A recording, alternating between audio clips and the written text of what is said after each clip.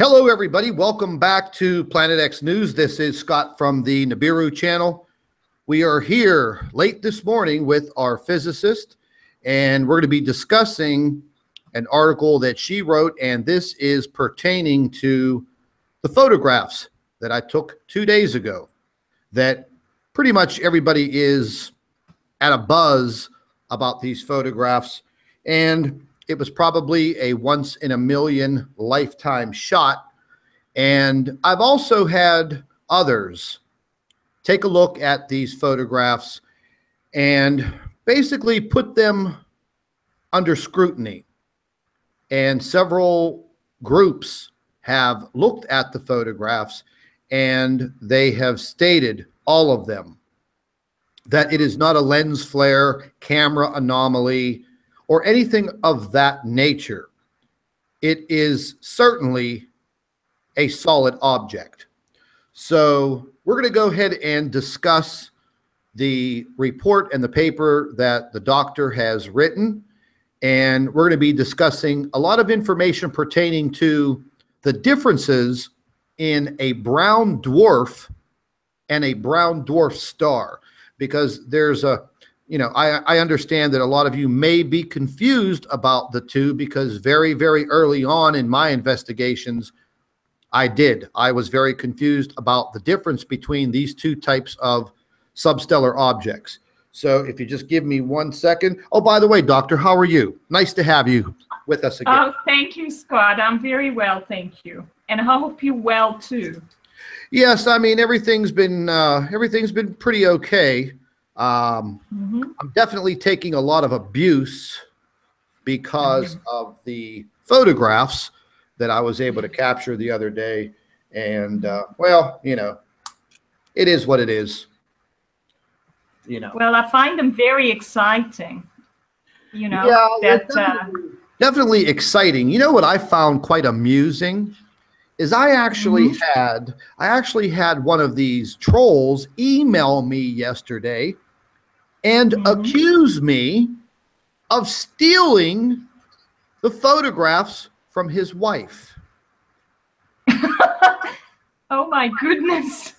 Yeah, but he made the mistake. And you took them yourself. Yeah, he made the mistake of, well, he didn't say pictures. He said, you should be ashamed of yourself stealing that video from my poor wife. And, I'm like, okay, well, I didn't shoot any video, you freaking moron. I took some photographs. So exactly. Try again. Try again. But anyways, ladies and gentlemen, we're going to be talking about this brown dwarf and brown dwarf star, because we're talking and relating to two totally different substellar objects. And the doctor's going to, she's going to define a lot of this for you. And to tell you the truth, I learned a lot about these objects about a year ago, and I've researched more and more. But there are differences. There are big differences, because I was getting a lot of comments from people. They were saying, oh, if, an object that big was near the sun, oh, it would obliterate the sun. It would destroy the earth. Well, that's not true. And, I had a lot of emails over the past 24 hours, people telling me, oh, I saw a video on YouTube and they were using this animated program called Sandbox, and they were able to put a brown dwarf star in the inner solar system, and it ejected all of the planets out of the solar system and it blew the earth up. Listen, ladies and gentlemen, that's all hocus pocus. That's all fake. Those animations with that Sandbox program, they just don't work properly. Because the bottom line is, you have to put in so many parameters and so much information, and you only get from a computer what you put into it. So if you are putting outrageous parameters into that program, well, you're going to get outrageous results. Bottom line. Now, I want to clear a few things up real quick before we start. Never, ever, ever in the course of me being on YouTube with my YouTube channels, have I ever stated that the entire Earth was going to be destroyed?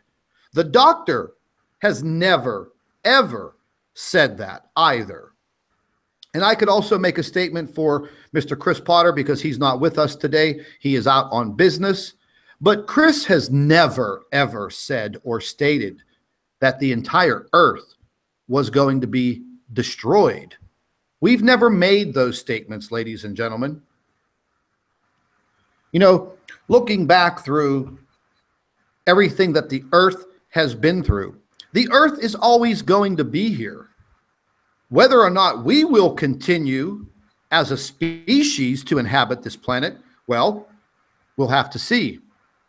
Stephen Hawking just came out with a statement, well, I think about a week ago, and he was stating that the human species needs to find another planet within the next 100 years if the species of humanity wants to move on.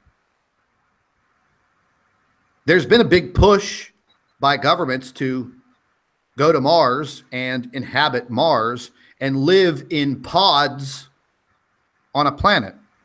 Me, I want to stay right here on Mother Earth. I like it here. I don't want to live in a spacesuit or a big bubble. But anyways, just to clear some of those things up. And as far as the photographs that were taken, well, yes, they are absolutely amazing. They're being checked out even further. They're not lens flares.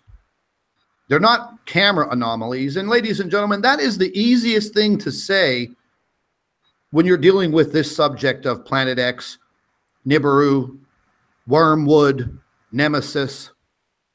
But if you go all the way back, you know, through biblical times and even past biblical times, and go back to the ancient Chinese writings that date back 4,000, 5,000, 6,000 years ago. Many, many ancient cultures around the world have written about this. They have noted this down. There is a huge possibility that the Earth goes through this type of event. A lot of people have been asking me questions pertaining to September 23rd, 2017, Jupiter in Virgo, all of that information. Does any of that pertain to Planet X? Well, there's a high possibility. And we're going to be delving into some of that as time goes on.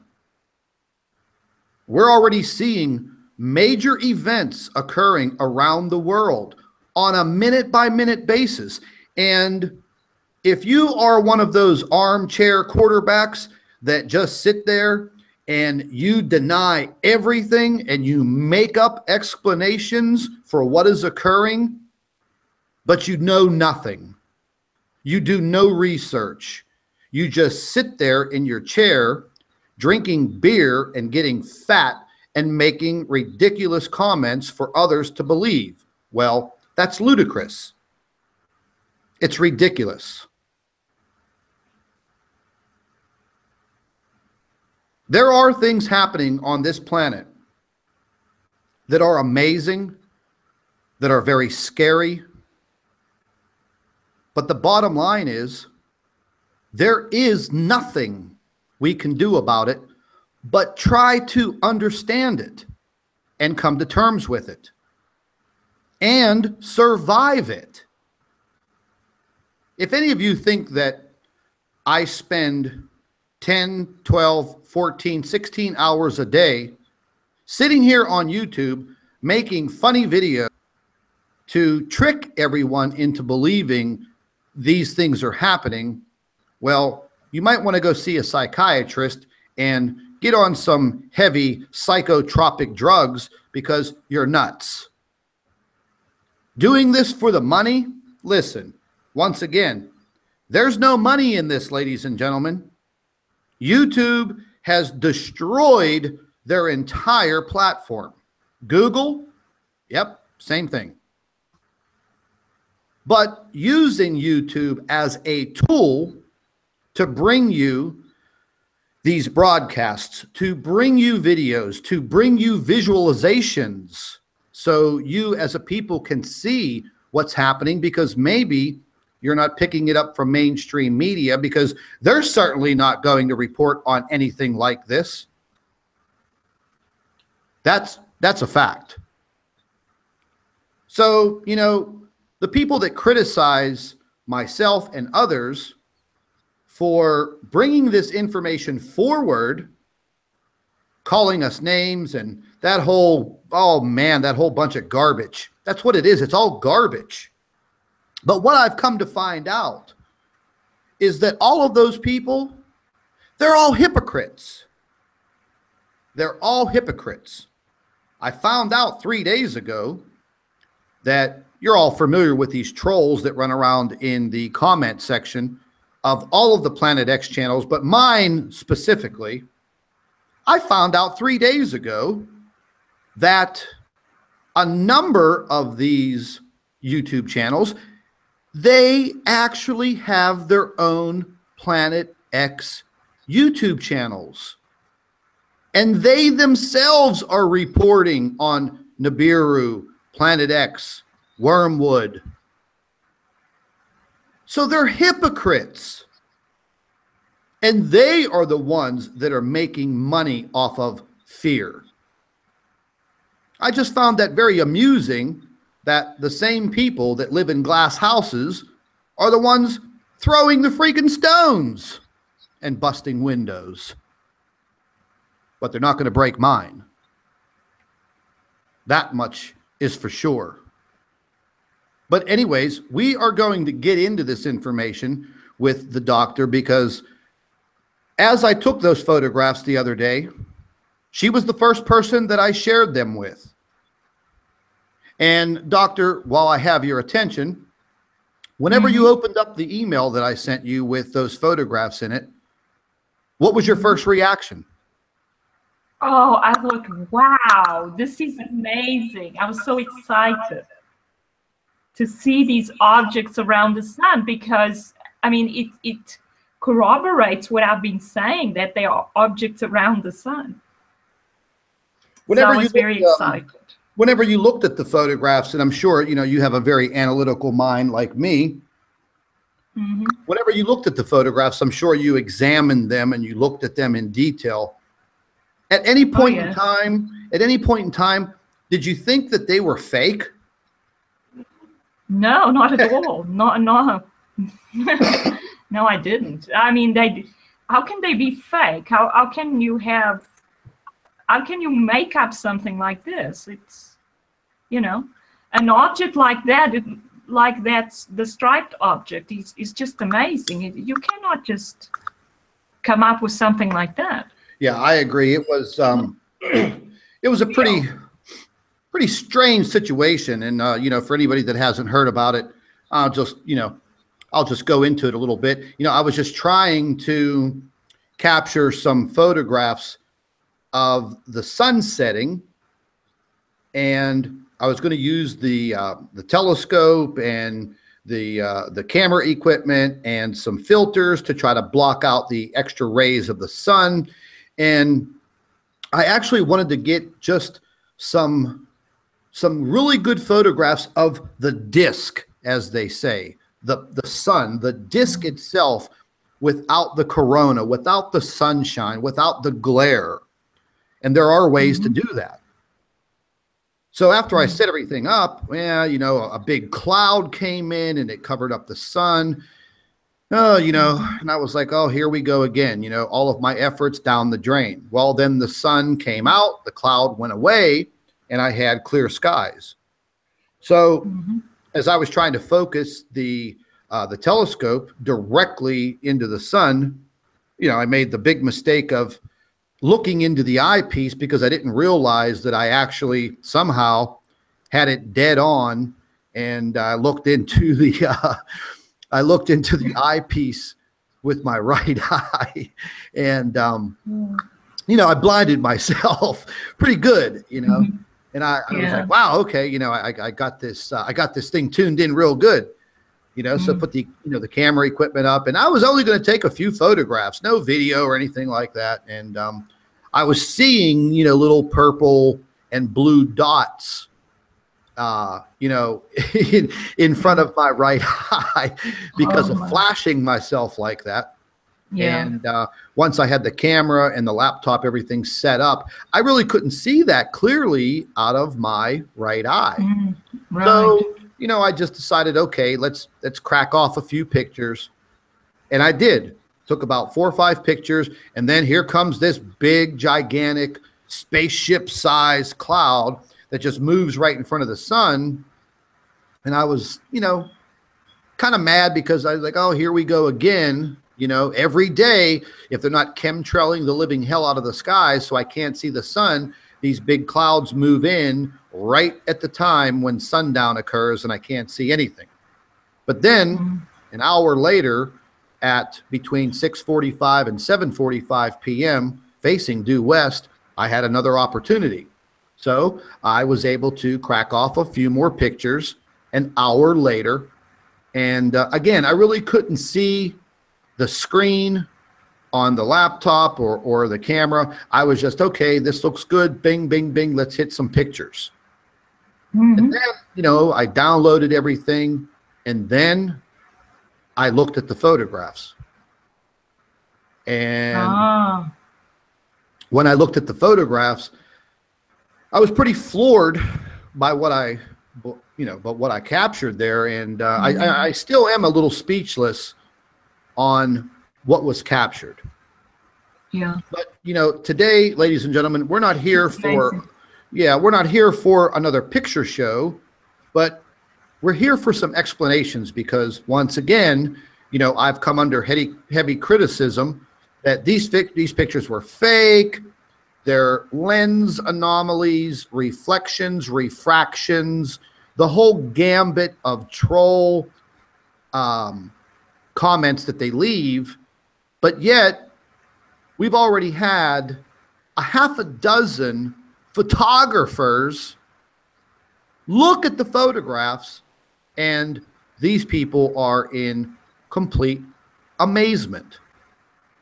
And me, well, I'm still pretty floored by what was captured. Then I had one individual leave a comment and state that, well, you yourself say that you manipulate the photographs, so you probably faked them. Now, ladies and gentlemen, the only thing that I do is I try to either brighten up the photographs or add a little bit of detail so we can see things more clearly.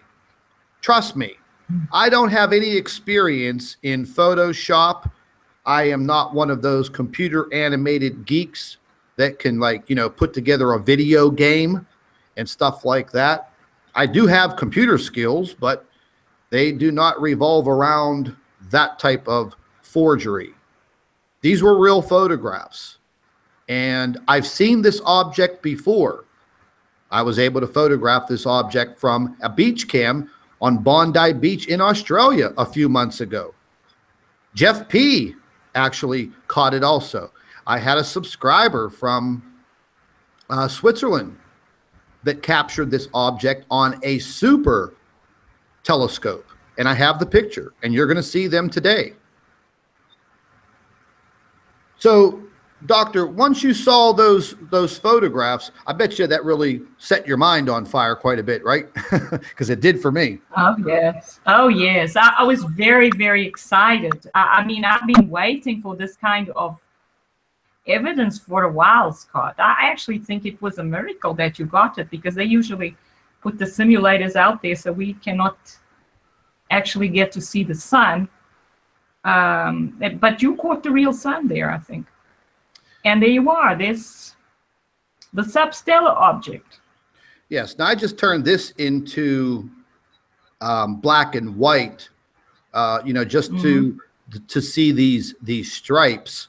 Yes. And we'll go ahead and move through a couple of these. And this was just an inverted photograph of what I captured. And then we move to the big question.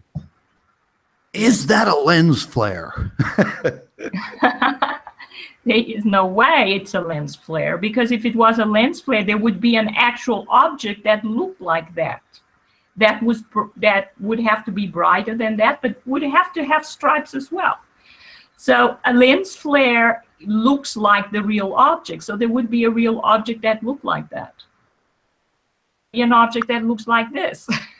Well, let me ask you something, just to cut right to the chase. Yes. Whenever you're looking at this object, I mean, give me your observations on this, because I see a lot of detail. A lot of people have said, oh, that looks like Jupiter. We know it's not Jupiter because of the positioning of this object. We know it's not Jupiter. Now, this photograph has been inverted. The color has been inverted. So whenever I invert the photographs, I do it for a reason, so I can see some detail. Okay, so that's not faking something. That's just helping yourself along so you can see things. Yes. So whenever you see this object, tell me about it. Well, first of all, it's got stripes. That's the most, that's what you notice first. The stripes have to be cloud formations, similarly to the cloud formations that Jupiter has. So this object has to be an object somewhat like Jupiter. And Jupiter is a gas giant planet. But there are many objects just like Jupiter that they actually call them brown dwarfs. They're substellar objects. They're not stars. They're below the size of stars, so they never have fusion reactions. And they come in different colors, and they have these stripe formations. And like Jupiter, the atmosphere in Jupiter is mainly carbon monoxide and methane. And it has clouds that are made of things like liquid iron. And these brown dwarfs have as well. And they come in at different temperatures. They have different colors. So there's the L type, which is between 1,300 and 2,000 Kelvin. And these are reddish orange. And we see some red and orange here in this one. And there's the dark magenta ones, which are cooler. Those are the T types. And if we invert the color, this one might look, you said it might actually look bluish. Yeah, this photograph here is inverted. Yeah. What I'll do is I'll bring up the actual, so the dark magenta would fit it. So this might be a T type. Yeah, there you are. I think these are the cooler ones, or the bluish, purplish kind of colors that they might have. So, but if we were to look at the photograph that you showed, these objects are not stars, so they don't emit visible light. So the only way we can see them is if they reflect light. So this object has to be reflecting light from a star. So unless there's a star in front of it between the Earth and the sun, it must be reflecting the sun's light. And if it's reflecting the sun's light, it has to be at least slightly behind the sun. And then if you compare the size of this object with the sun in your pictures, it is about a third of the size of the sun, which would make it 3.3 times larger than Jupiter. Because Jupiter is 1/10 the size of the sun. So you can see that this object cannot be Jupiter at all. It's actually a lot larger. And that's why I'm pretty sure it's a brown dwarf, because brown dwarfs range in size from the size of Jupiter to many times, 13 times the size of Jupiter. So we're not referring to, in the majority of all of your papers that you've written and all of your reports, your observations and your reports are based on a brown dwarf star. And that's right. We're looking at I'll just put it out there like this. We're looking at a regular brown dwarf. And as far as my understanding goes, these types of brown dwarfs are basically in between a star and a planet. That's right. So they're just too large to actually be considered a planet. Yes, that's basically it. They do emit some radiation. Even Jupiter emits more radiation than the light that falls on it, but it's not visible light. It emits, well, it mainly emits infrared. Most of these objects emit infrared light. They're not hot enough to emit their own visible light, which stars are. So they start off light. When they start off, they look like red stars. Because they're so hot, they start out at about 3,500 degrees Kelvin, but they're not hot enough to have their own fusion reactions. So the formation, in their formation, they start out hot and then they just cool down. And as they cool down, they emit less and less radiation, never much visible light, and eventually they just emit infrared light. Pretty amazing. So, but these are not, yeah, so these are very different from brown dwarf stars. These objects are called substellar objects, which means less than a star. Substellar means below a star. Whilst brown dwarf stars, and notice I use three words to describe brown dwarf stars, and these objects that we can see here in this picture, this is a brown dwarf without the word star at the end, because it's not a star, it's a substar or a substellar object. But brown dwarf stars are stars. They started out life hot enough to have fusion reactions. They produced visible light, much like our sun has been doing for thousands of years. They had fusion reactions on this surface. I don't believe the fusion reactions are in the core, but I don't want to go into that. And eventually they start running out of fuel. They first run out of hydrogen, and some of them are large enough to move on to helium. Some of them are not large enough to move on to helium. In other words, they convert all their hydrogen to helium, and they cannot burn the helium. They cannot make themselves hotter and start burning helium. So then they become what's called a helium core brown dwarf star. So they end up with a core that's just made up of helium, and then they release the outer layers of gas. All these stars go through this process. They often go through the red giant star phase, where the outer layers are very diffuse. And then at the end of that phase, they release the outer layers of gas. That's why brown dwarf stars always have a cloud of ionized gas around them. At least in the beginning, when they enter the solar system, they do. And so these are stars. They become brown dwarf stars once they run out of fuel. So they are old stars. And they first become what's called a white dwarf star. In other words, they're still very hot and they glow very hot. They have a dense core and a cloud of ionized gas around them. Then with time, they cool down and they get to the stage where they cool enough where they basically only emit infrared radiation. They may emit some visible light still, but it's mainly infrared because they've cooled down to that stage. This is the stage that I call the brown dwarf stage of a star.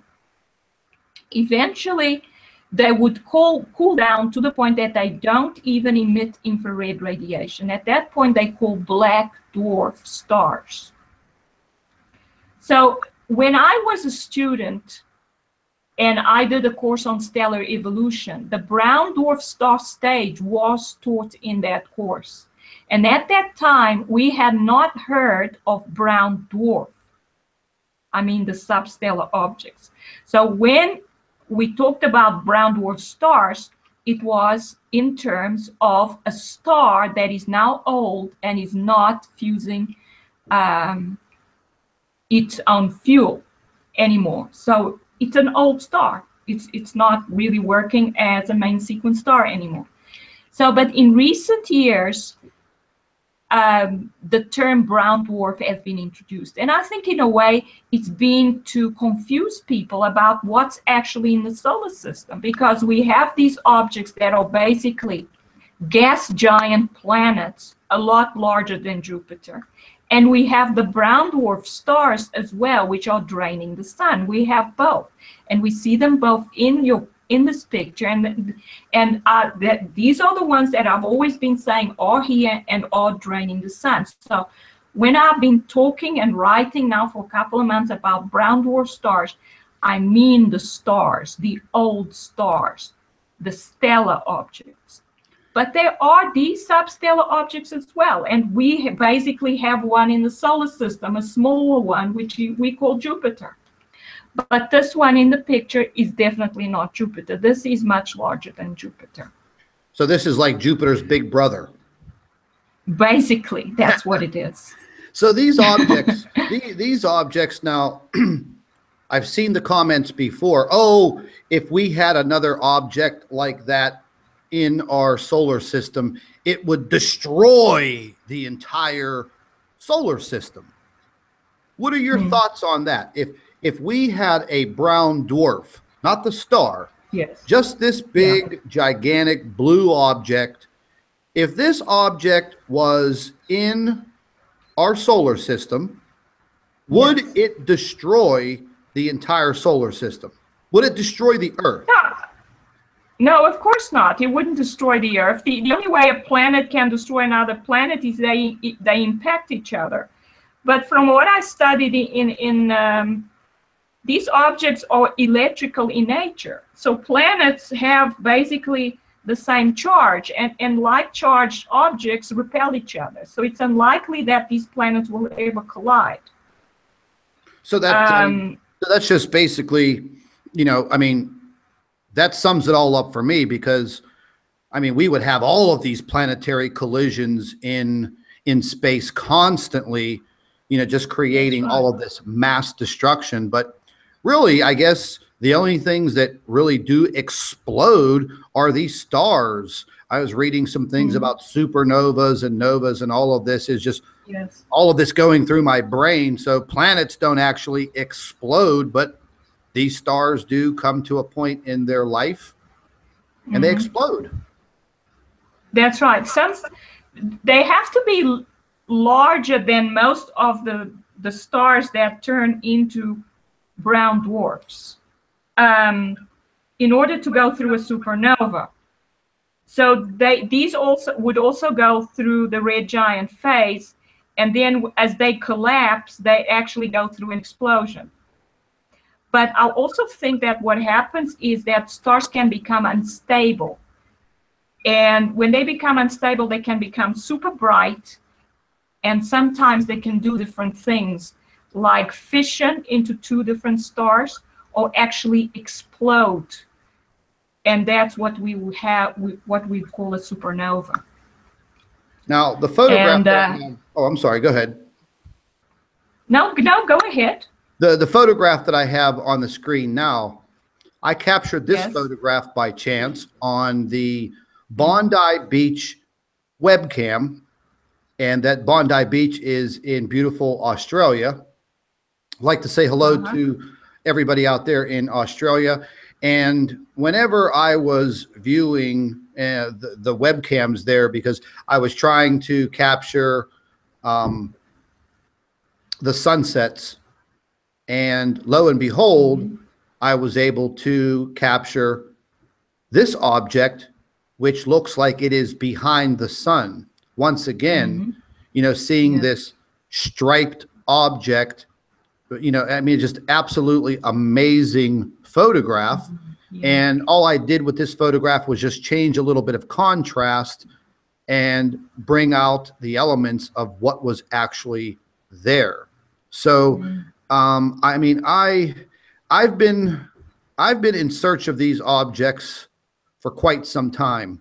I've gotten very lucky. Here's another photograph of this object. Yes, you can see the stripes there clearly. Yeah, this was actually, these enhancements were actually done by one of my subscribers that simply used screen capture from my video that I did on these, and he brought out even more detail using his computer, but not manipulating it to fool anybody, but just to show you that The object is there. It is a solid object. It is not the dreaded lens flare. Definitely not. You know, and I got a lot of criticism from that video and these photographs. And the bottom line is the object is there. There's no doubt about it. It is there. It's not going to destroy the Earth like you see in the movies. No. But we're definitely going to see the effects of the brown dwarf star or stars that are affecting the sun.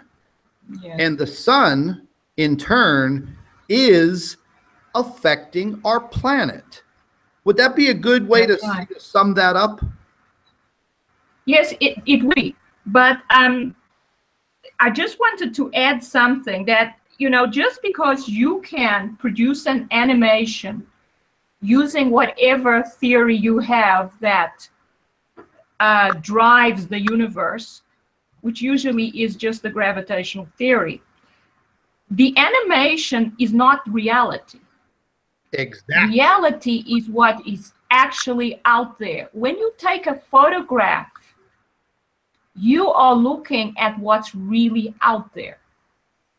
It's totally different from an animation, from a simulation. A simulation can only give you what you have inputted into it, whilst a photograph tells you about reality. Because you took a picture of what's really there, like over there. This is what is around the sun. It's not a simulation. It's not a cartoon. It's reality. Exactly. It's real evidence. So it's observation. This is what astronomers are supposed to be doing. I'm sorry, Scott, but these astronomers, these professional astronomers, are sitting on their telescopes and doing nothing with them. Or if they are, they're certainly not saying it. But you, a layperson who actually has taught himself astronomy, are taking out your telescope and doing their job for them. I mean, they should be ashamed of themselves. I'm sorry, but that's the way I feel. You are doing their job. You are doing actual observations the way it's supposed to be done using a telescope. That's what astronomers are supposed to do. And you are showing people the results of your observations. This is real science. This is the way it's supposed to be done. And here's the picture. Here's the result. This is reality. This is what is out there. This is not a simulation. A simulation is absolutely nothing compared with this. Now, what we do is we take our observations and we see what's out there and we try to explain them in terms of what we know about the universe. If the theories we have about the universe do not fit the reality that we see in these pictures, the theories have to change. The simulations are using the theories, and they are not comparing what they see with reality, which we see here in this picture. But the theories are theories. They are not fact. They are models of what people have observed up to now. If we then make a new observation that builds on or is contrary to observations that have been made before, then we have to change the models. In other words, the theories, because they have to fit our observations. And this is the problem. So they run a simulation and they say, oh, the Earth would be destroyed, the planets would be ejected, but that's based on what? It's based on theories that are old theories and basically falsified by the evidence we have seen in many photographs and I have written about for many months now. Because what I've observed is that the solar system is not powered by gravitational force. I mean, there is the gravitational force is in there, but it's weak. What seems to be powering the solar system and planetary system is actually a force more like the strong force. So planetary systems are actually behaving like atoms. And in atoms, you have more than one star. You can have more than one star inside the nucleus. Just like you can have more than one star around the sun, they actually seem to attract each other. Just like nucleons, protons and neutrons attract each other in the nucleus. Electrons never go into the nucleus. These would be the planets. Electrons don't collide with each other either. They have their own orbits around the nucleus. And this is what seems to be happening in the solar system. Yes, that was a great explanation. Great explanation. See, these are the types of explanations that I think everyone needs to hear and understand. Mm-hmm. And just because something was written in a textbook 40, 50, 60 years ago doesn't mean that is absolute proof. No human being on the face of this earth has ever seen the situation that we're actually going through right now. So who are they to say that this can't happen? Mm-hmm.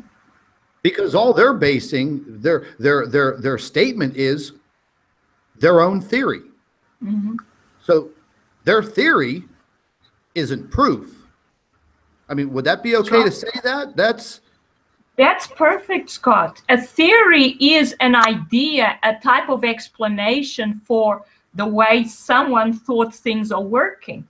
And then you have to make predictions, and then you have to test the predictions. A theory never turns into fact. No matter how many years it has been used and given good results, it can at any time be falsified by one single observation.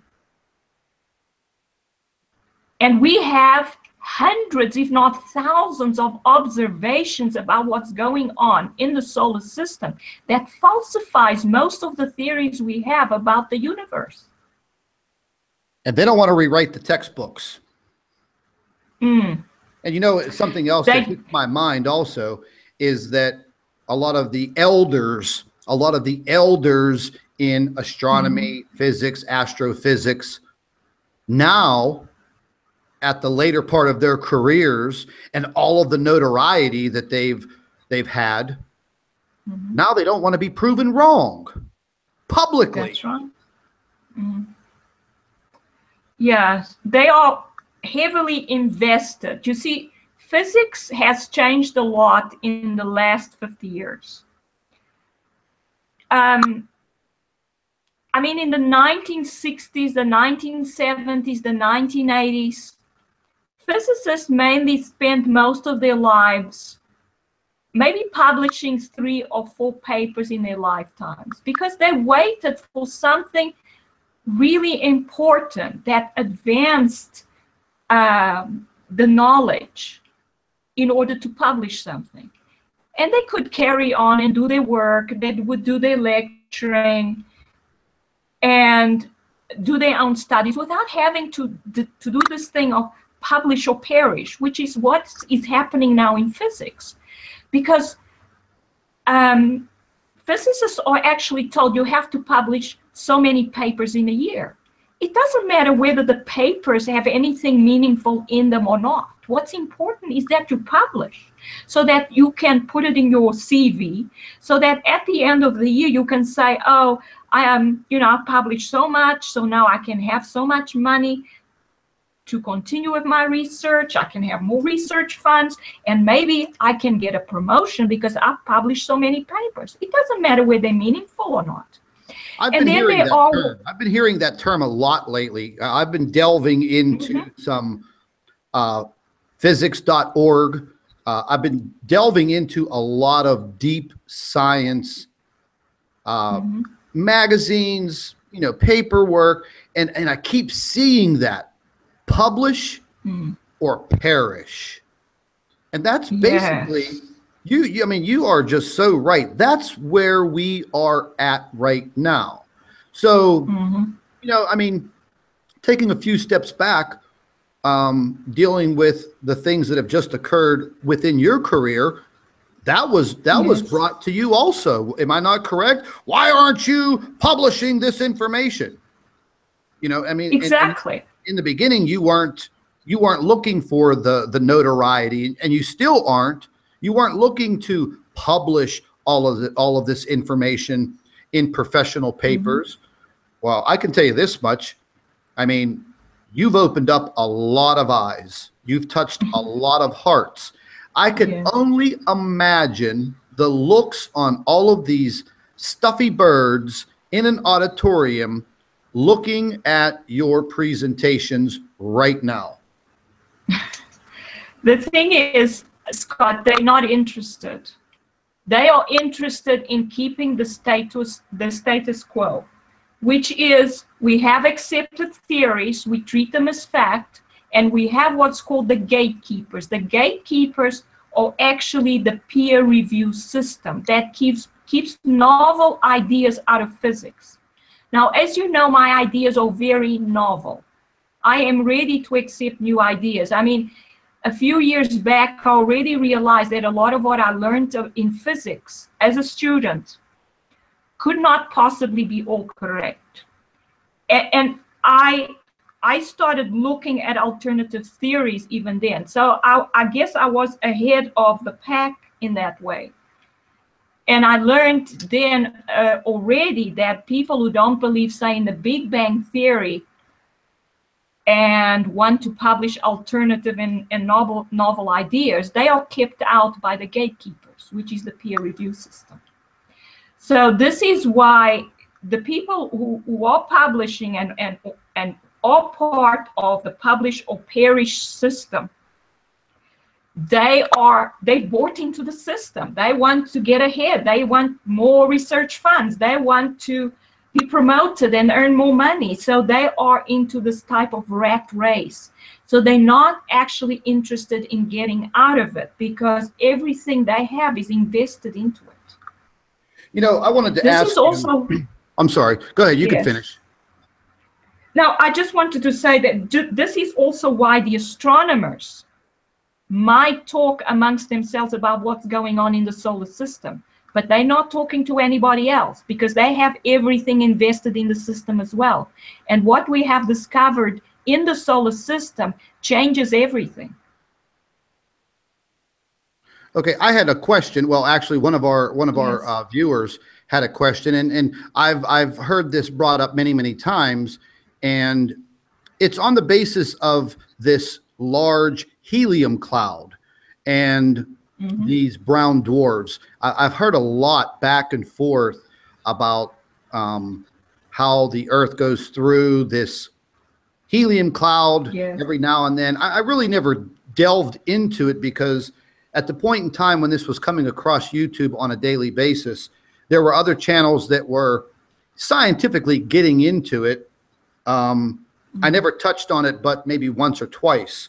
But what is the affiliation with these brown dwarfs and this helium or helium cloud? Okay, so this helium cloud is supposed to be mainly neutral helium.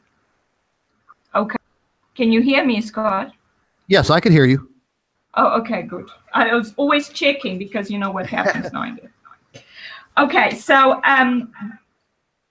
neutral helium atoms come into the solar system from the front side of the solar system because the sun is moving in one direction. So they come in. The ionized ones usually don't get into the solar system because of the sun's magnetic field and solar wind keeps it out. So these neutral helium, and it's not just neutral helium, hydrogen as well gets in, but the helium seems to survive for longer going through into the solar system and getting to where closer to the inner solar system.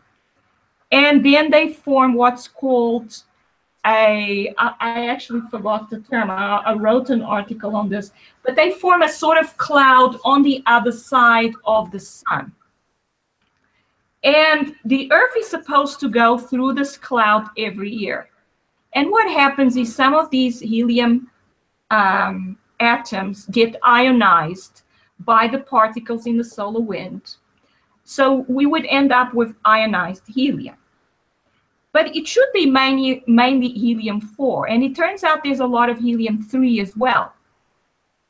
So what I actually think is happening is not so much that it's helium coming from outside the solar system.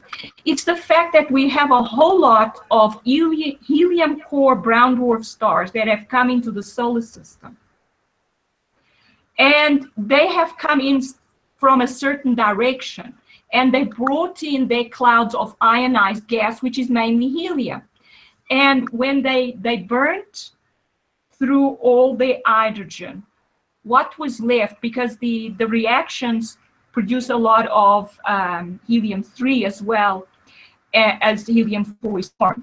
So you get a lot more helium-3 than you would expect. And that tells you as well that that's what happened. This helium actually comes from these brown dwarf stars that have come into the solar system. Yes, and so they actually tell a story about the helium cone and so on.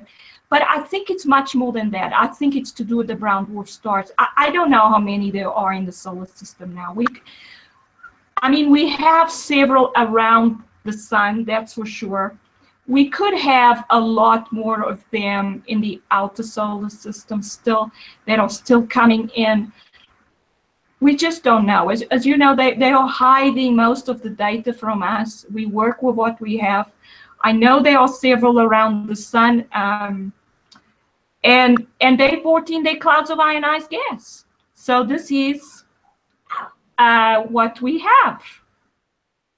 You know what? I just had a question that just popped up by one of our viewers, and it's a great question, and the question is, when are we, meaning me and you and Chris Potter, when are we going to show the world the evidence of what we've found, what we're researching? When are we going to take it to the entire world? My question is, somebody who, I don't care who it is, someone give me the platform to take it to the world. Someone give me a stadium that holds 100,000 people. Someone put me and you on network TV around the world.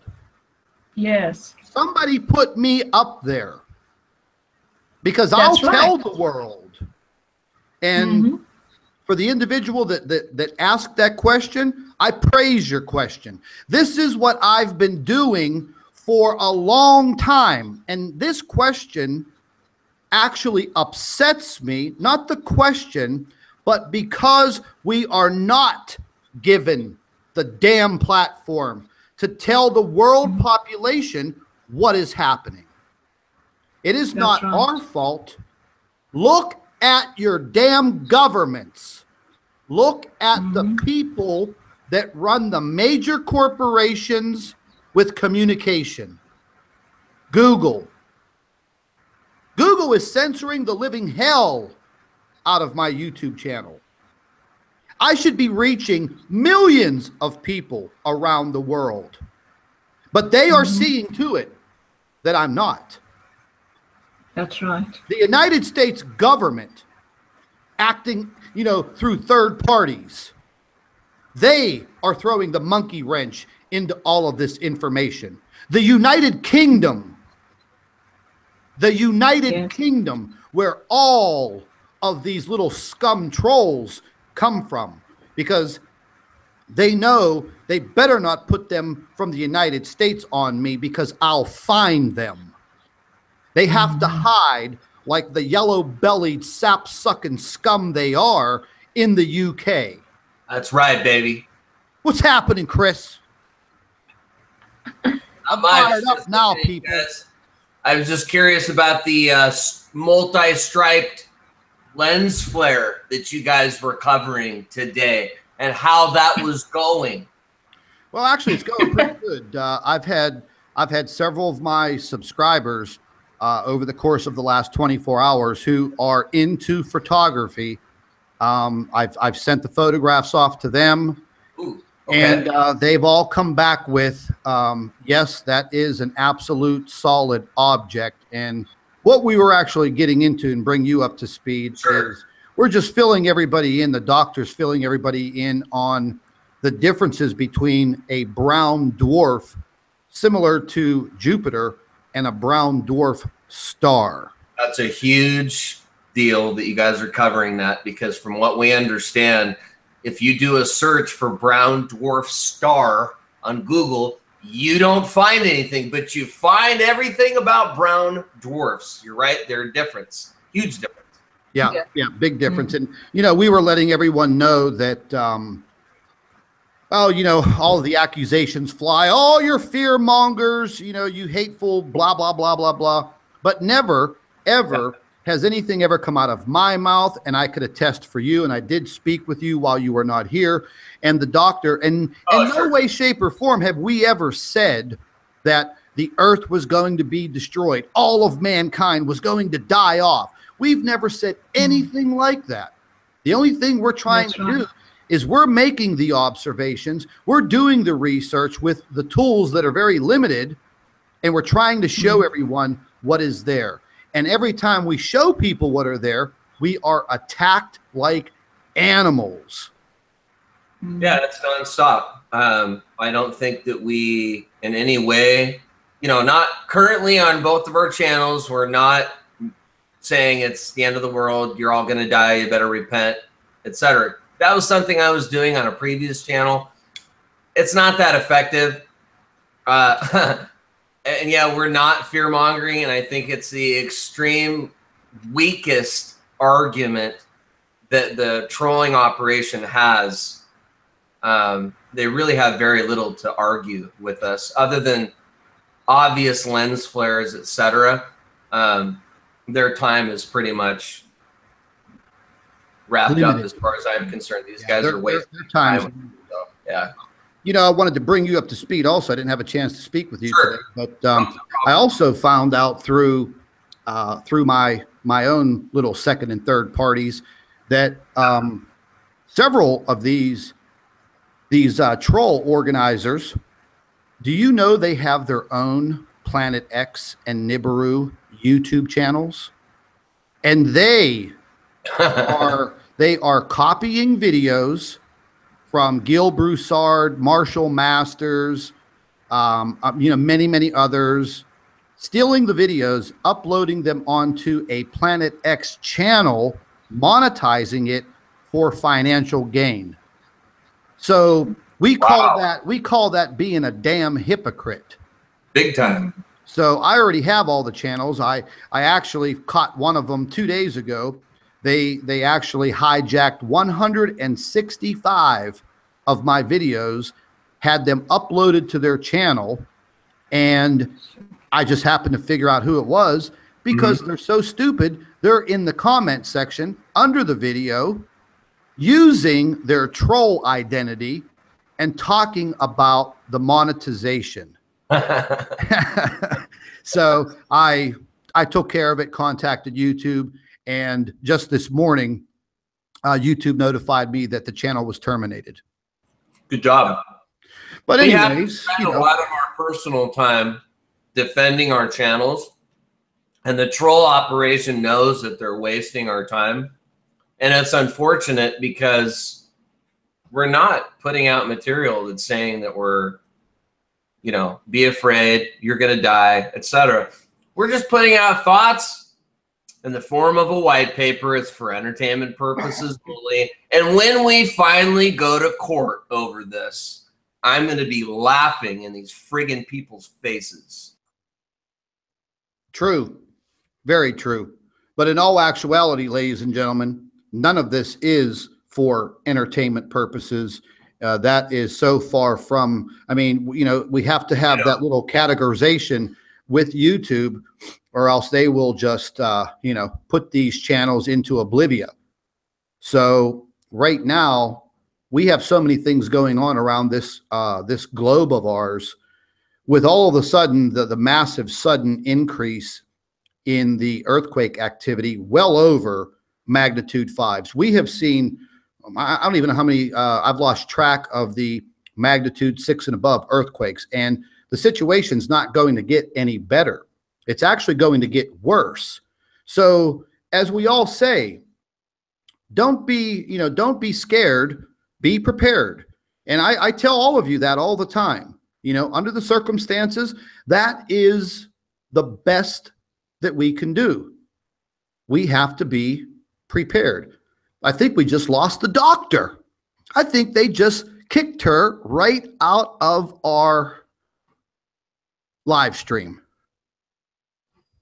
It's just coincidence. Yeah, we'll have to wait for her to jump back in. But yeah, I got some good feedback on the photographs. Good, she's back. And yeah, they, whew, man, I'm still a little shocked at being able to capture this again, purely purely by accident, almost blinding myself in my right eye with that damn telescope. But the one that you did in the black filter, it clearly looks like a 3D globular spheroid object. I mean, it does not look like a flat lens flare. No, there's now there in some of the photographs, it was pointed out to me that there was some camera anomalies, but in no association to the actual photographs. And matter of fact, we'll just pull this one up. Yeah, to the striped dude. Okay, so there probably were anomalies outside of the striped guy, right? They're probably they were just real small. Okay. Yeah. Doctor, are you with us? Yeah, I am. I'm sorry, my computer disconnects now and then. I'm not sure why, but I'm back. They kicked you out. Yes, they do that to me now and then. So we were just touching base on that that helium situation, because we heard so much about it. But I'm sorry I cut you off. I got all worked up over giving us a platform to let the world know. They would probably definitely try to assassinate us. I would definitely say they would try to kill us if somebody gave me a stadium with 100,000 people in it and gave me the jumbotron to show the information. Yeah. Yeah, that would be exciting, because I mean, this is what we've been trying to do, is let the world know what is going on. I mean, and we accuse of fear mongering, and that's ridiculous, because what's actually happening is that they are so afraid of the information that we have, which is actually the truth, because it changes everything. It changes the status quo on Earth. And the theories that would be taught at university about the universe, it would change everything.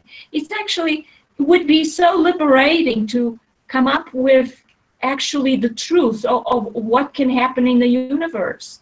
There would be so much that would come out of this. New technology, better life, but that's not what they want. They're afraid of giving us true freedom, true knowledge. You want to hear something funny? I'm sorry to interrupt. You want to hear something funny? And Chris, you're going to love this too. Wouldn't it just be a hoot to see us three on the front cover of Astronomy magazine with these photographs, discovering the first brown dwarf in our solar system?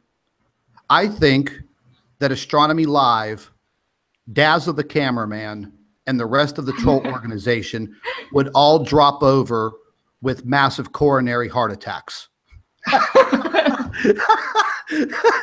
Oh my goodness. Oh yeah. Because they probably get fired from their job, which is to stop us. I can see Astronomy Live right now. I could see him. Oh my God, they gave him the cover. What? but these folks really waste our friggin' time. So I think that from now on, as much as we can, we need to ignore these idiots and just keep moving forward. I know that we do have to keep one step ahead of them. And yes, we've got a couple moles. But hey, no, we're just fear-mongering liars, right? We're putting out just disinformation, etc. Sorry, I don't want to go off on my little tangent. What I really want to say today is there's no freaking way that's a striped lens flare or a problem with your telescope. I would be very impressed to see who, what, where, why, how to divulge or show us in a presentation how that wouldn't be, or how it is a lens flare, right? Or how it would be a camera anomaly. All those videos are already up there. Oh, there are? Okay. Oh, they're already up there. The troll channels, you know what they did? They went and they took some video crap from a paranormal channel showing orbs, the little light orbs in the paranormal world. And it looks like they manipulated the photographs in order to make them look like Jupiter. And they're already out there. I mean, they were on this like white on rice. And I knew that was going to happen, but that's not going to stop me from showing everyone what was discovered. And that is our main goal. Our main goal is to show you what is out there, what is happening. And again, ladies and gentlemen, if you can't see what's happening around the world right now, then you have to take your blinders off and you have to start looking around at the information, because the information is there. They are trying to cover it up. They are trying to stop the flow of the information. We never know. There may come a time when the information flow stops. So before we get to that point, you have to ingest as much of this as possible so you can have an understanding of what is happening. And Doctor, there was another question by one of my subscribers. Absolutely fantastic lady Barbara had a question, and it relates to this sun simulator, and more information gets leaked out about these sun simulators. But in your thoughts, do you think that they actually placed these sun simulators up there to protect us here on Earth, or do you think they were placed up there to hide things so we cannot see them here on Earth? I mean, I kind of feel that it's, there are multiple reasons. Yes. But just your thoughts on it. Okay, I definitely think they put them up there to hide this from us. Because when I started seeing with the SDL that the sun was going dark, I realized that they had to be doing something to keep us from seeing that the sun was going dark. And even in this picture, as you can see, the sun is not circular. It's got dents in it all over the place. I mean, how would you like to look up in the sky and see the sun with a piece missing from it? I mean, most people would get quite nervous about that. I mean, what's happening to the sun? Did someone take a bite out of it or something? So they actually... they're actually trying to hide this sort of thing from people. That's why they put the simulators up there. They don't want people to realize there's something going on with the solar system. People think that our governments don't have the technology to do something like this, but in fact, our governments are probably 50, 60 years ahead in technology. Far from what we know. So, I mean, come on, man, let's be realistic here. Yeah.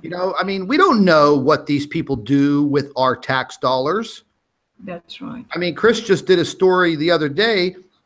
Chris, what was the story on that damn space shuttle looking machine that came back and landed? Because I didn't read. X-37B. He's like a little mini space shuttle. He's a robotic space shuttle. 2 of them can fit inside the space shuttle itself.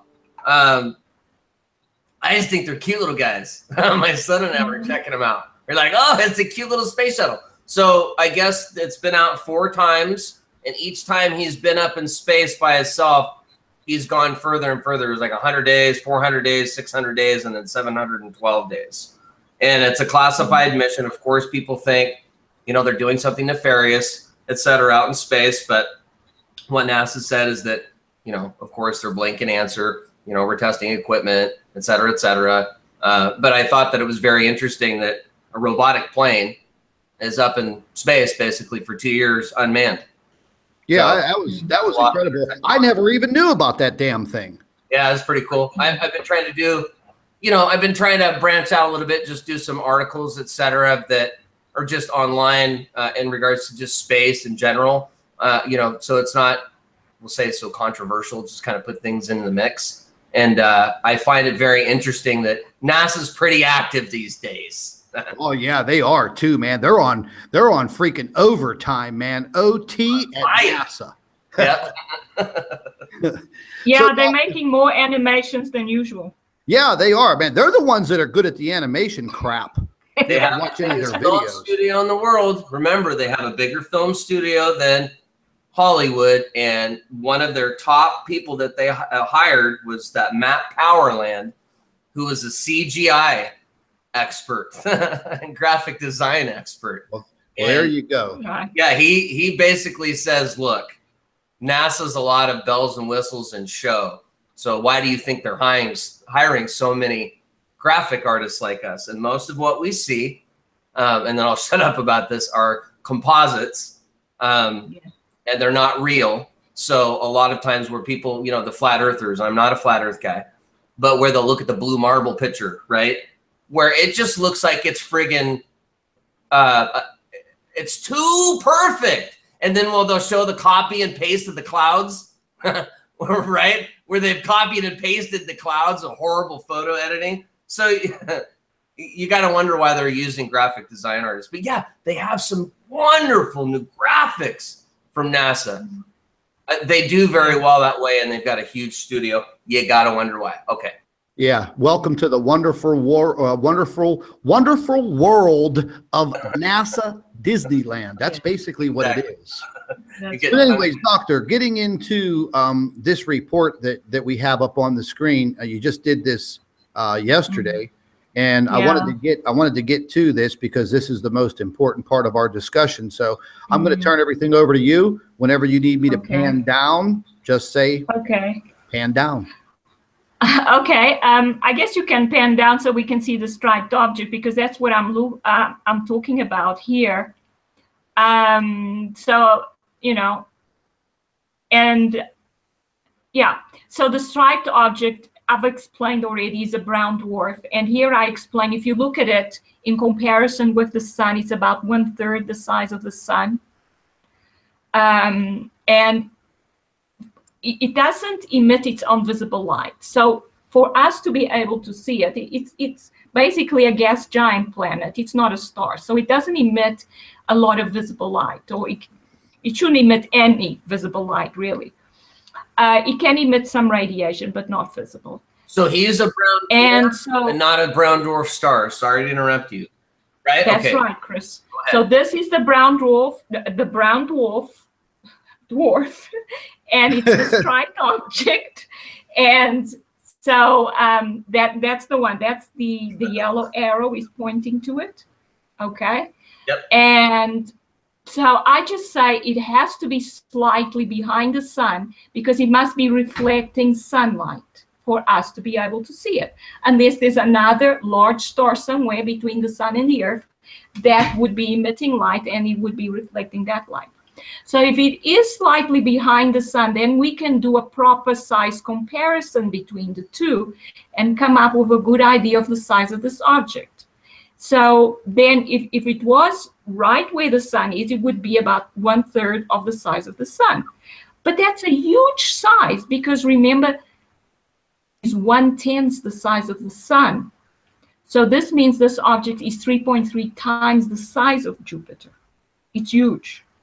That's why it's a brown dwarf, because Jupiter is, well, actually all these substellar objects are basically gas giant planets that have failed to be large enough to ever turn into a star.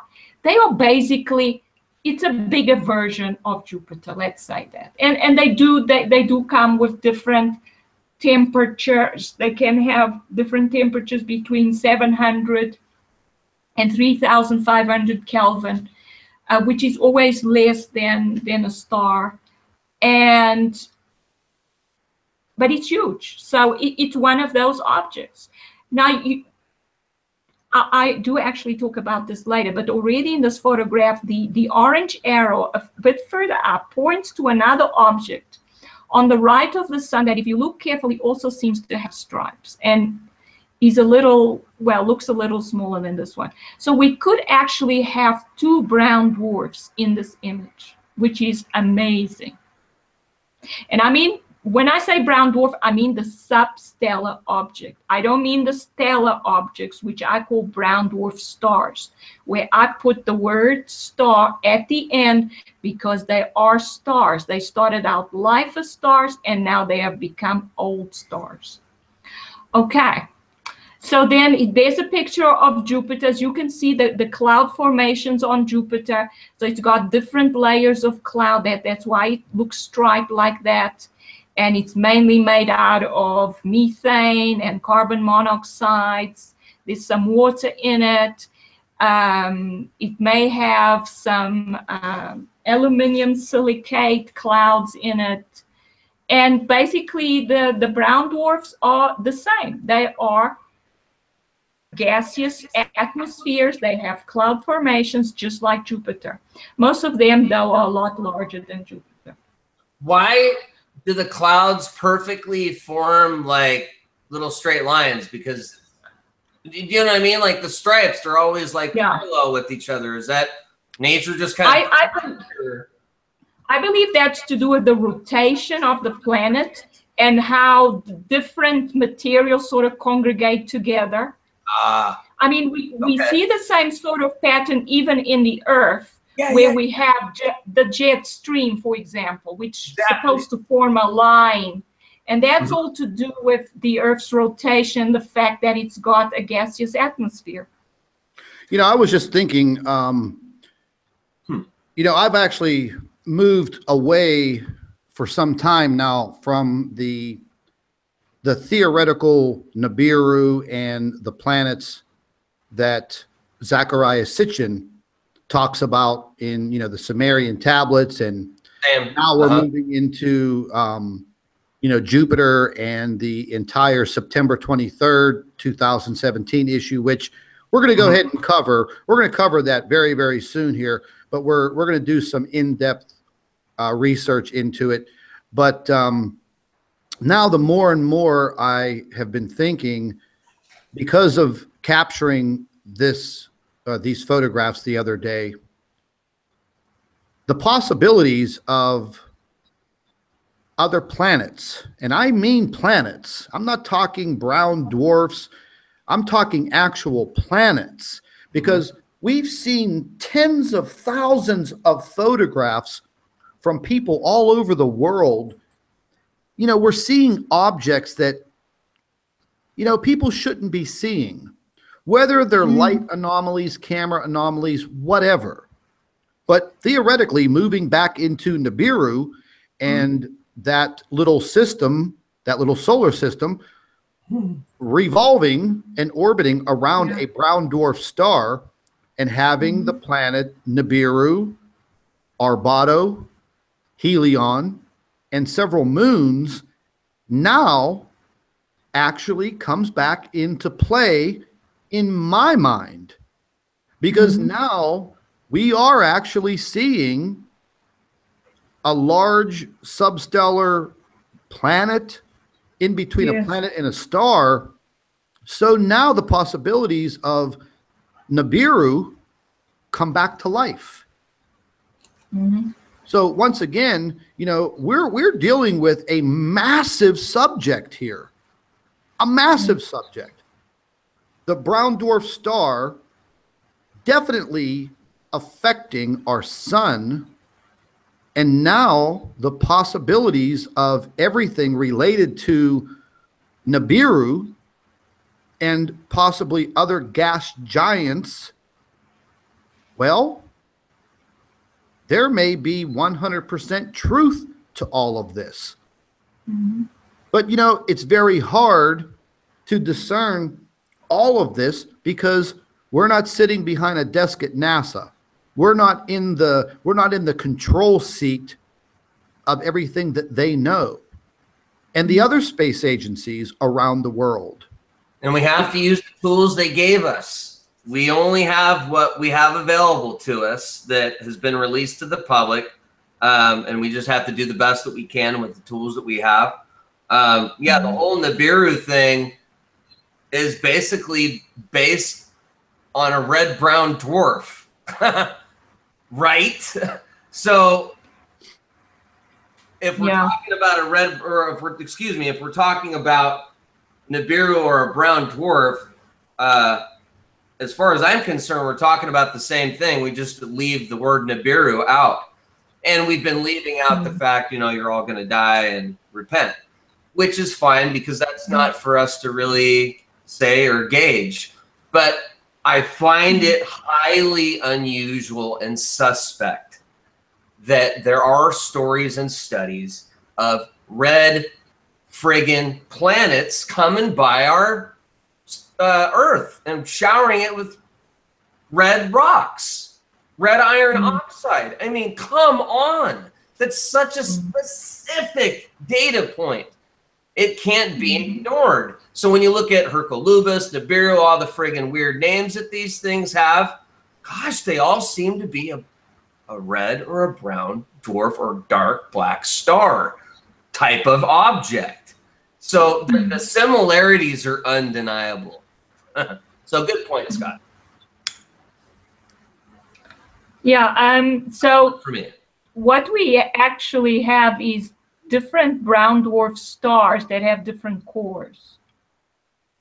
So we can have one that's an iron core brown dwarf, and this one would have ionized iron, large amounts of ionized iron in its cloud of ionized gas.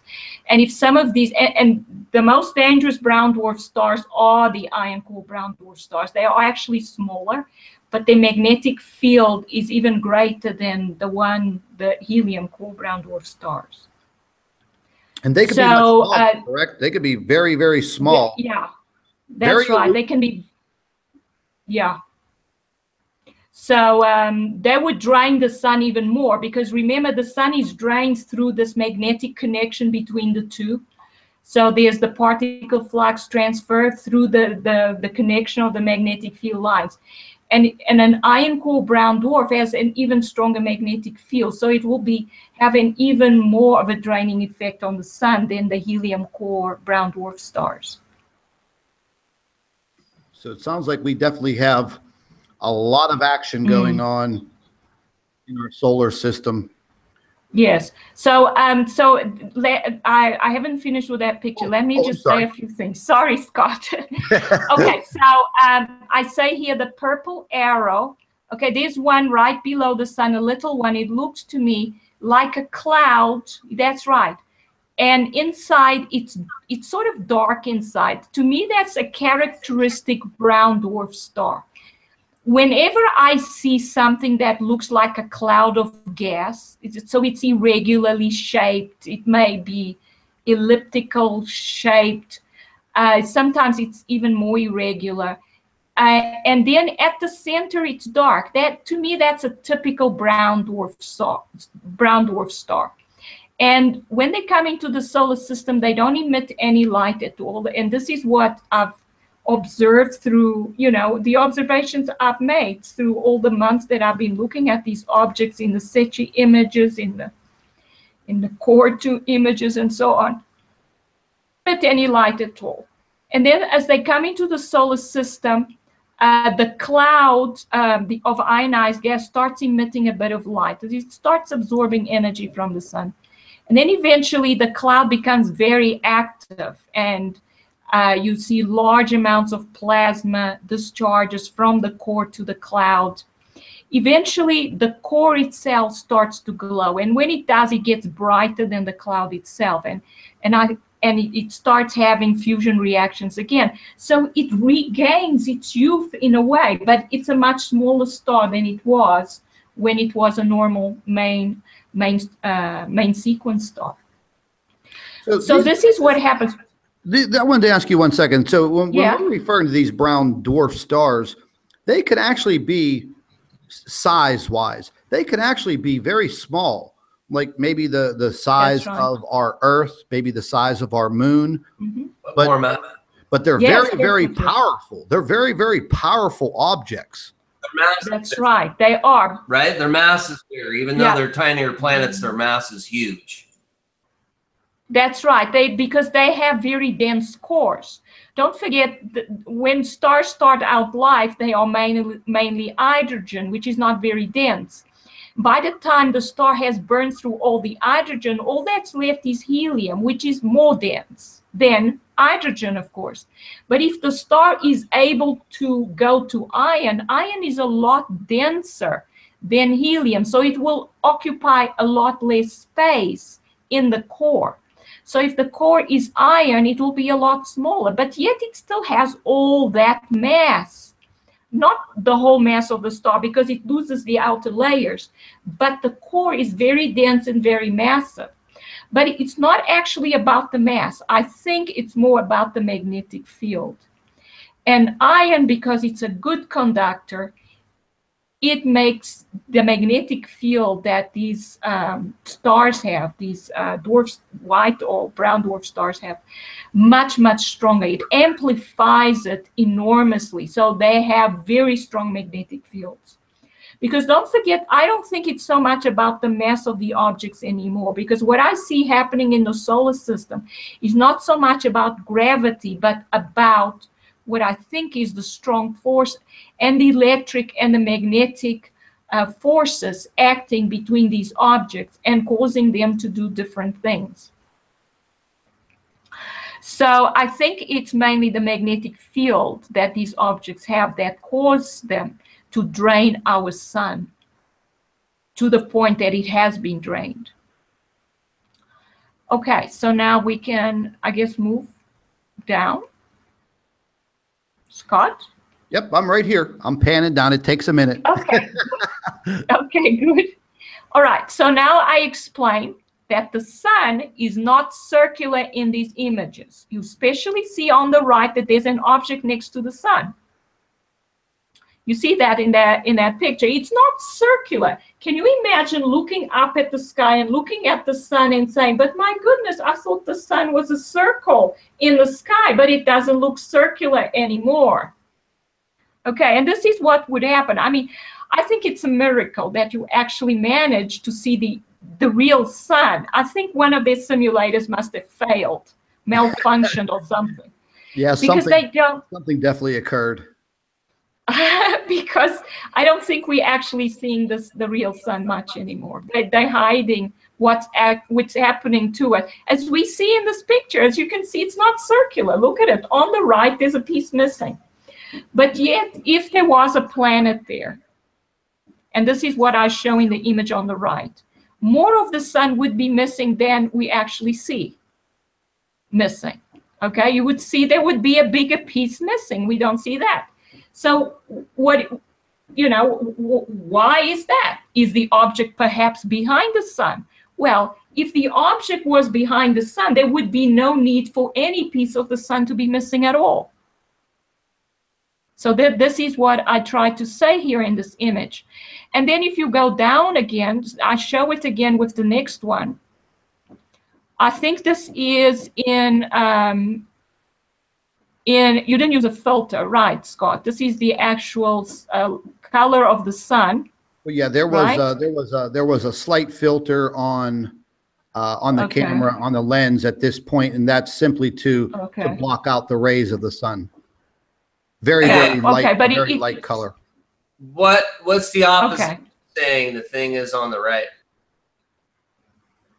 Okay, so that if you look at it carefully, it looks brownish, reddish object. Like, I mean, you would think maybe there's a planet there again. Yeah, that's right. Or but it's again, like the lens or the telescope, right? No. No, it's No, actually, kidding, it has to be an object, actually. Yeah, I I know I'm you're kidding. But I wanted to throw it out there because, of course, it's going to be asked, what else could it possibly be? Have you guys already, well, this is the, so you, oh, this is the new article you already did. Yeah. That was fast. Do you, have you guys talked about, well, no, this is the first time you've actually even talked about the article. I'll shut up and let you continue. Go ahead. Sorry. Okay, so don't forget there's a piece missing of the sun. I mean, a lens flare would not cause a piece of the sun to be missing. That's a good way to word that. Okay, cool. Would be in front of the sun. You could have a lens flare in front of the sun, but that wouldn't change the shape of the sun behind it. And don't forget, lens flares are always not as dark as the actual sun. So if that object there was a lens flare, we would have a lighter lens flare, the same color as the sun, so it would be this pale yellow color. But the sun would have the normal shape. It would be circular. The sun's definitely not circular there. You can see it's like someone came along and took a bite out of it. Yeah, I was definitely a little confused whenever I looked at this photograph, because I had changed over to a sun filter, which just basically it gets rid of all of the sun's rays, so you can actually take a look at the disk itself. And anybody that's into astronomy and has a telescope, they know exactly what I'm talking about. And this will allow you to just look at the disk itself. And, again, there are no lens refractions, lens reflections, lens flares when you are using one of these types of filters. Okay. The filter does its job by blocking out all of the surrounding light from the corona of the sun. Therefore, you're just left with this disk. That's what they call it. That's a disk. So I think this is a great example of us as a team. We're just trying to figure things out. We're not experts. We're not perfect. And we're all trying to figure things out together. That's not fear-mongering. No, I just want to make that point, because I think the fun part that I have engaged in the whole Planet X or whatever this phenomenon is, it's been fun trying to figure it out. Yeah, I'm wrong here and there, whatever. We'll just keep figuring it out together. If we find out it's a flying cheese sandwich that was in the way that took a bite out of the sun, great. But if it is really something there, whoa. Okay. Go ahead. So no, that's fine. That's a good way of putting it, Chris. But I'm saying, took a bite out of the sun in sort of a joking manner. Nothing can actually possibly take a bite out of the sun. The fact that there's a piece of the sun that's missing there is extremely significant. It means there's a huge anomaly with the sun. There's something going on with the sun that is not supposed to be happening if things were normal. Okay. Good point. So I like that. Why I interrupt you again, and I'll be quiet for a while. The bite out of the sun is a great analogy. If you look at this picture that we're looking at here, it looks like a little ball, a little brown ball that's next to the sun. That's right. That he's like in front of him a little bit, right? You see, that's the thing that I come to. This is what I argue. Go ahead. Because if you look at the size of that object, and we don't see half of it, I mean, more than half of it seems to either be behind the sun or whatever. Okay, as we look at it, we see less than half of it there in the part that's missing of the sun. So now, if this object was in front of the sun, a bigger part of the sun would be missing than we see here. And if we go down a little bit, I'll show this in the next image. See how confusing You see that? is, right? Even just from a layman's point of view, before you went to this image, now I understand why you think it's behind, because now if you look at the zoom on the left, it does look like it's behind it. That's right. It would definitely have to be behind it. Like like she shows here in the illustration using this this orangish brown dot. If it were in front of the sun, then you know, you would see almost like an eclipsing type of a photograph. But here you can see it's kind of behind the sun. And again, I tried my best to bring out this object, but it's just I just couldn't do it. You can see the outline if you look carefully of it. Yes, that's why I could draw the circle that has exactly the same radius as the object that we see there. It's a little ball. It's a little ball behind the sun. I mean, that's what it looks like to me, with no science, no astronomy. So that's the part where I'm saying about figuring things out together, I think is critical, because we don't know. We're learning with our subs. And that's the fun part. And if we're wrong, we're wrong. Great, let's learn together. Who cares? We don't need to be trolled for it. So I'm grateful that we're able to talk about what this looks like, because from a layman's point of view, just a dumb Chris Potter, it looks like an object behind the sun. Go ahead, doctor, you are the woman. Thanks, Chris. Okay, now that's a good point, because even if we may get a few things wrong, don't forget we are honest. We are really trying to figure out what's going on. We're not putting out false information on purpose to hide the truth. We are looking for the truth. So I think that was a good point. Cool. But the important thing is, now that we figured out that the object cannot be in front of the sun, now think about if it was behind the sun, why would then there be a piece of the sun missing? Because if there's an object behind the sun, there would be no need for us to see the sun as if a bite is being taken out of it. Yeah, to me, it looks like it's almost embedded in the sun's corona. Exactly. Not exactly the so said surface of the sun, but it is like actually embedded in the sun's corona, because as you follow my cursor here, this is not the sun's surface. You are still seeing illumination from the sun at this point. You know, we're looking back over here, you know, this is possibly what you would call the surface of the sun, and still illuminating a lot of light. The sun filter is not going to remove 100%. I don't have that type of equipment, but I had a thought that it looks like, you know, we've called it a dark star, Terrell, you know, the dark star, black star, Terrell black star, right? And I'm thinking black hole, black star. Does this thing suck in light? Do you see what I mean? Like it's like a black hole planet or a black hole sun, right? Where it sucks the light in. To me, that's what it looks like. Well, what it is not nearly as bright as the sun, because I think actually it is a brown dwarf star that came right up to the sun and went right into it. Don't forget, the sun is not solid.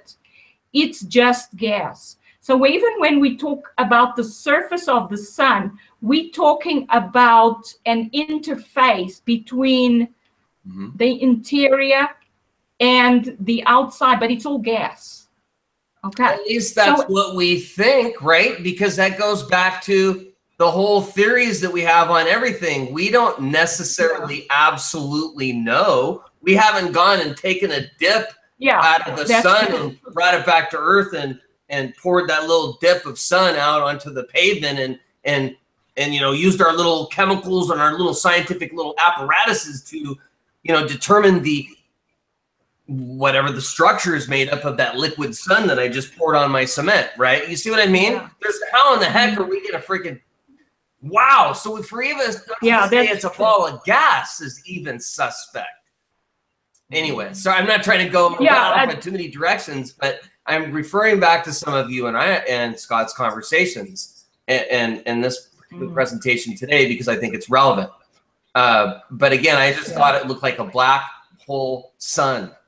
like a black hole, but he's a star and he sucks in light. It's different. Like That's he's an right. opposite kind of he's an opposite sun. Yeah. Anyway, okay, Yeah, I'll be quiet. you're right.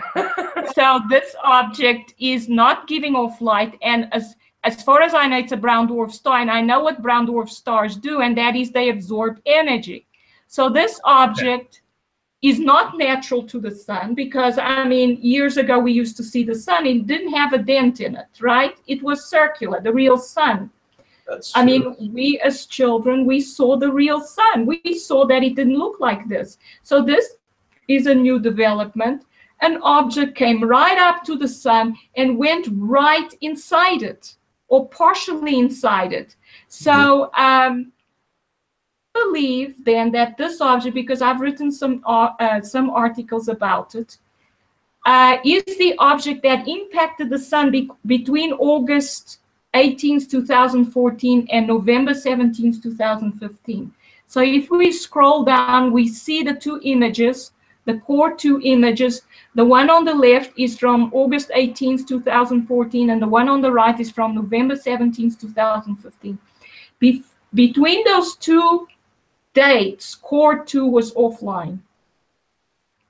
And the difference between the images is the dark, shadowy area below the sun at the sun's south pole. Do you see that?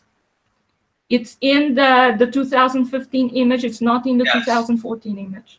So I believe what happened was there was some kind of collision that the sun experienced with another object. Another object came right up to it and went right inside it. And I believe this is its object. So now you would think, but wait a minute, that object is at the sun's south pole, and the object we just saw is on the right of the sun. How is that possible? So then I explained that what we see on the right of the sun is actually the sun's south pole. So you actually see that if we scroll down a bit more. Yeah. So what we see here, it's not to scale. We see the sun in the middle. We see the sun's north pole and the sun's south pole. And we see the Earth in its orbit around the sun. So that's the blue circle. And I've tried to draw a person standing about, at the equator, sort of looking up at the sun. So as the sun rotates, imagine you're looking up at the sky and the sun moves from east to west, okay? So it moves from one side of the sky to the other. Then as you're standing there, picture this. This person is standing there, say, almost at the equator, but this person is, the arms are pointing, one arm is pointing up. So pointing up at 90 degrees to the ecliptic. So it's pointing up in the direction of the Earth's north pole, say, which is also in the direction of the sun's north pole. So one arm is pointing in that direction.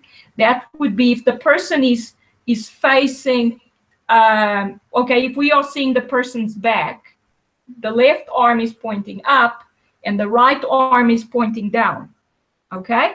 And this person has the head up. That's why I put the eyes back there, head up, looking up at the sun. So the right arm is pointing down at 90 degrees to the ecliptic, because the red circle defines the plane of the ecliptic. And the arm is pointing down at 90 degrees to it, okay, or perpendicular to it.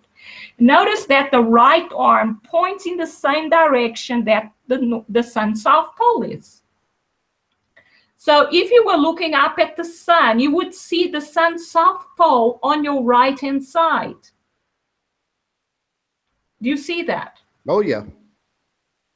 Okay, so this is what I'm trying to explain. That object impacted the sun's south pole. And from Earth, we would see it on the right-hand side of the sun. And therefore, that's what I think it is. It's that object that there's always a coronal hole there, a permanent, huge coronal hole at the sun's south pole. And we always see that shadowy area there where I've thought before, and remember I wrote that article about the comet impact as well, where I said there's an object there. and the comet impacted this object. And I believe this is the object that you have caught in your photograph, Scott. I see. I see. Okay, the referring back to, I'm just going to pan back up here. We're referring to this object right here. Yes, that's the object that impacted the sun. Yeah, it's right there. It went right inside the sun, or partially inside. It's embedded in the sun. And I think what a lot of these brown dwarf stars might do eventually is exactly that. They will try to make themselves part of the nucleus of our solar system, which is our sun, and actually become a part of the sun. But notice that what it does to the sun, because the sun is not emitting light from there, it changed its size, it's a lot darker, it's not emitting light. So it changes a lot to have these brown dwarf stars doing this to our sun. I'm pretty floored Yes. with the information. It's all most definitely possible with everything that we've been researching and observing.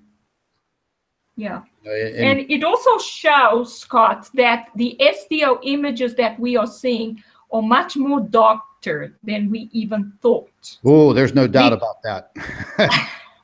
Because if there was a piece of the sun like that, they really are not showing that in those SDO images. They're not showing it. And that's the occulter in the chronographed images, the Core 2 and like the Soho. They would block out that's right, that would, you know, block out the fact that there's an object there. All we left with is that shadowy area where we don't have light coming from the sun. So that to me showed me that there must be something there. I never realized the object was actually partially embedded in the sun. I thought it was maybe very close to the sun, sun's corona. I never actually thought it would be embedded in it, but that's what this photograph shows. And as I said before, a photograph is the best reality that we can have about what's really going on. It's not an artist's impression like what NASA gives us. It's a photograph of our sun and what's around it and what's embedded in it. It's real observation. This is what astronomy is supposed to be doing. And that's what this photograph reveals to me. You know, I wanted to ask you a question. We have a viewer that's very persistent in wanting to know why you have not mathematically figured out the diameter and the size of these objects, if that's even possible with the observations that we've made, with, you know, what little we have coming from NASA's SDO, stereo, the coronagraphs. Is there any way to actually figure out mathematically the diameter of these objects without actually, you know, really seeing them, without the information being skewed? Well, the thing is, if you have an object like this embedded in the sun, I just do a size comparison between the sun and the object, and I can immediately come up with a radius. That's not the problem. The problem is to know the effect on the sun when actually we are dealing with totally new physics, because we don't actually have a theory on the strong force acting on astronomical objects. That's what it looks like is happening. But to actually come up with a working theory where I'm using numbers, I'm very far from that. I don't have enough data to come up with that yet. I'm basically coming up with qualitative explanations, not so much quantitative. I mean, when it comes to calculating where an object is, and you know, like I use the magnetopause reversals to find out where that brown dwarf star that was coming in was, okay, but that's just one of them. We may have more coming in. We have several in the inner solar system that we figure out from observation. But don't forget, astronomy is all about observation. That's how astronomy started. You observe things. You observe, you realize that these are not objects in our galaxy. These are actually other galaxies, for example. This is how astronomy builds on its ideas. Eventually, you come up with numbers. I mean, I use whatever numbers I can, but when I start to realize that I don't have enough data, then there's not much I can do. I mean, someone asked me about Nibiru observations, and I looked at it and I thought, but there's not enough data, because this object seems to be orbiting not the sun, first of all, another star. Without knowing where the star is and its orbit around the sun, I'm basically speculating about what it's going to do. I cannot even tell its distance from the Earth because I don't know its size. Yeah, so I decided they were asking about Ceres and another asteroid or whatever that was found to have the same orbit as Earth. And thank you actually for that, because that helps us. Go ahead. Yeah, so I've thought about it and I said, I don't have enough data, because people want to know when will it actually get into the Earth's atmosphere. But as far as I know, if it is a planet, like I said before, it's going to be repelled. It could come a time when the atmospheres of the two planets actually intersect in some way, but these surfaces I don't think are ever going to impact. And it could be that this object's atmosphere will have some kind of effect on the Earth's atmosphere, because it seems to have a lot of ionized gas around it. And that would cause some kind of electric effect inside the Earth's atmosphere that could have some cataclysmic effects on the Earth. But I don't think there is ever going to be an impact between this object and the Earth, because, like I said before, planets repel each other. So they can come close and then they'll move away, just like electrons don't collide with each other. Yeah, I don't think we will ever get close to an object impacting the Earth. There are other YouTube channels. They always put these headlines up. We have 48 hours before Nibiru crashes into the Earth. These are just clickbait channels, to get you to click on there and, take a look at the information. And the majority of the information are small documentaries or interviews that have been stolen from YouTube, from other channels that have interviewed people like Marshall Masters and Gil Broussard. And when you click on these videos, they are clickbait. The information that's in the video is nothing to do with the title that they put out there. So, ladies and gentlemen, just so you all know, that we are under absolutely no threat of a planetary collision with our planet. Now, that is not saying that we would never have a meteor impact or an asteroid impact because of what is occurring. These brown dwarf stars, they are very, very powerful. They do have the ability to change the orbits of asteroids. That is a fact. And if we are in the wrong place at the wrong time, we are going to have an impact by a meteor or an asteroid. Thank God we have not gotten there yet, but that possibility is a wide open door. NASA misses these near-Earth objects every day. They miss them. So planetary collisions, that's out the door. We don't even talk about that because we know it's not going to happen. What we are centering our attention on is what's happening to the Earth because of what is happening to the sun. That is the basis of our research and our investigations. And I think, beyond a shadow of a doubt, that we are proving that there are objects in our solar system that don't belong there. However, they've been there for quite some time.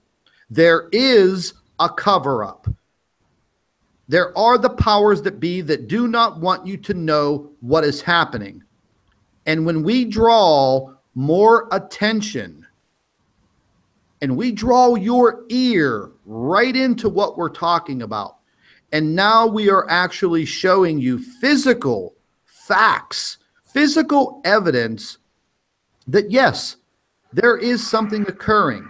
Something is interacting with our sun, and we have the right to know what is happening. Because yes, this can put every human life on the face of this planet at risk.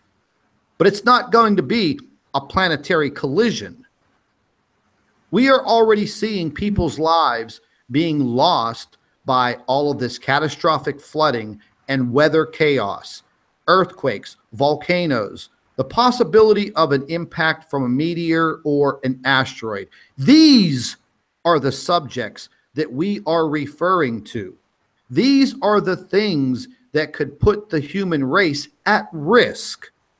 Call it Planet X, call it Nibiru, call it Nemesis, call it Wormwood, call it whatever you want. But the bottom line is there is something occurring in the inner solar system that has to do with affecting the sun. That is a fact. I don't care what anyone says. I don't care what scientist you bring up there. I believe that over the course of the last year, we have uncovered enough evidence to prove it to the entire world. And I'm going to say this again, and I've been saying this over and over and over again.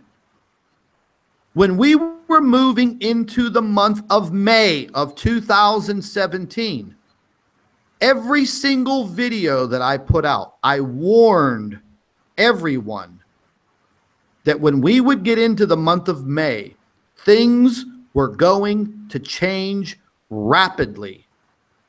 I wasn't the only one saying that. You know, Terrell from the Terrell Black Star Project, you know, Terrell was mentioning the same things based on his team's observations and everything that they've been doing and all of their research. And Terrell does a lot of it. People may not think a lot of his evidence, but believe me, his evidence holds a ton of water, as we say. And he agreed, yeah, we were going to have some trying times moving through April and going into the month of May, based on their observations and the evidence and the data that they were accumulating. And I'm right there with him. We may have some different points of view on some things, but timing and what's happening to the earth and the earthquake situation right now, ladies and gentlemen, I feel the earthquake situation is our biggest threat right now. I mean, again, we've already seen the major uptick in magnitude 6 and above earthquakes. I'm very, very scared of what can possibly happen with the Cascadian fault line.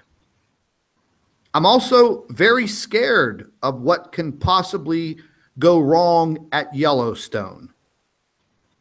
These are things that are out of our control, totally out of our control. You can sit and make fun of the information, and people can go and make parody videos about me and Chris and the doctor, and you can do that all day.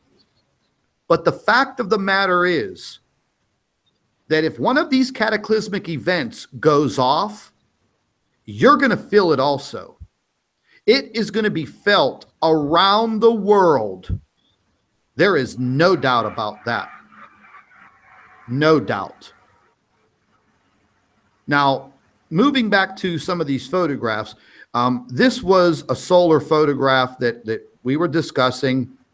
This was taken with a blue filter, once again trying to eliminate the coronal rays of the sun so I could get a look at the actual disk of the sun. And again, I'm not using, you know, massively expensive, top-notch astronomy equipment, but I do have the ability to take photographs of the disk.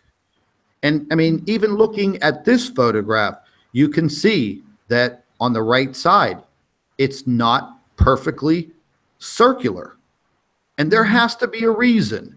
And we've been looking at the so-called right side of the sun. So when you're facing the sun and you're looking at it from this view, we're going to call the right side the right side. And we've been seeing different anomalies on the right side of that sun consistently. It's not just us here on this channel.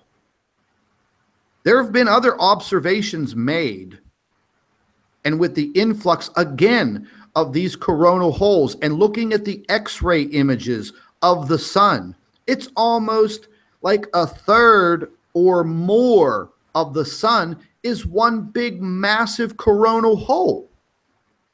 Therefore, everything being emitted from the sun is going to come towards the earth at some point in time. There is no doubt about that. I don't care what you say. We are seeing the effects of this every day. If you're sitting there right now listening to what we have to say and you are denying that this is occurring, then you're a complete fool. You are a complete fool to think that what is happening is not occurring. Take your blinders off. Take a look at the information. Take a look at the evidence. The evidence is now mounting on a daily basis. Stay in denial. I don't care. But for the rest of the people on the face of this planet that want to learn, that want to have the information, stay the hell out of their way. Go crawl back into your hole and leave everyone alone, because everyone on the face of this planet has the right to seek out and listen to the information and the research and our findings and our evidence. That's all I have to say on that subject. The evidence is mounting every single day. There's no doubt about it.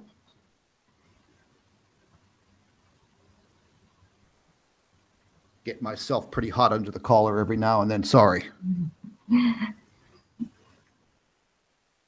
No, I agree with you, Scott. Yeah, there's not much more to say. You know, whenever you're coming across, you know, solid information and solid evidence, Yeah. and you know, people just want to sit there and call you a liar when the evidence is staring you right in the face. You know, I get a little frustrated every now and then because we're at the point where, you know, we're just simply trying to do the right thing, and you know, we're getting hammered for it. We're just trying to figure things out together. People are just hammering the crap out of us. They don't have jobs, or in their mother's basement. They don't have anything else better to do, or they're government paid trolls, et cetera, et cetera. You know, we've been there, done that. That's why I was saying earlier, we're just going to start ignoring these people. They're just wasting time. Yeah. There's just absolutely. We're going to live through something significant, Scott, and they're going to live through it too.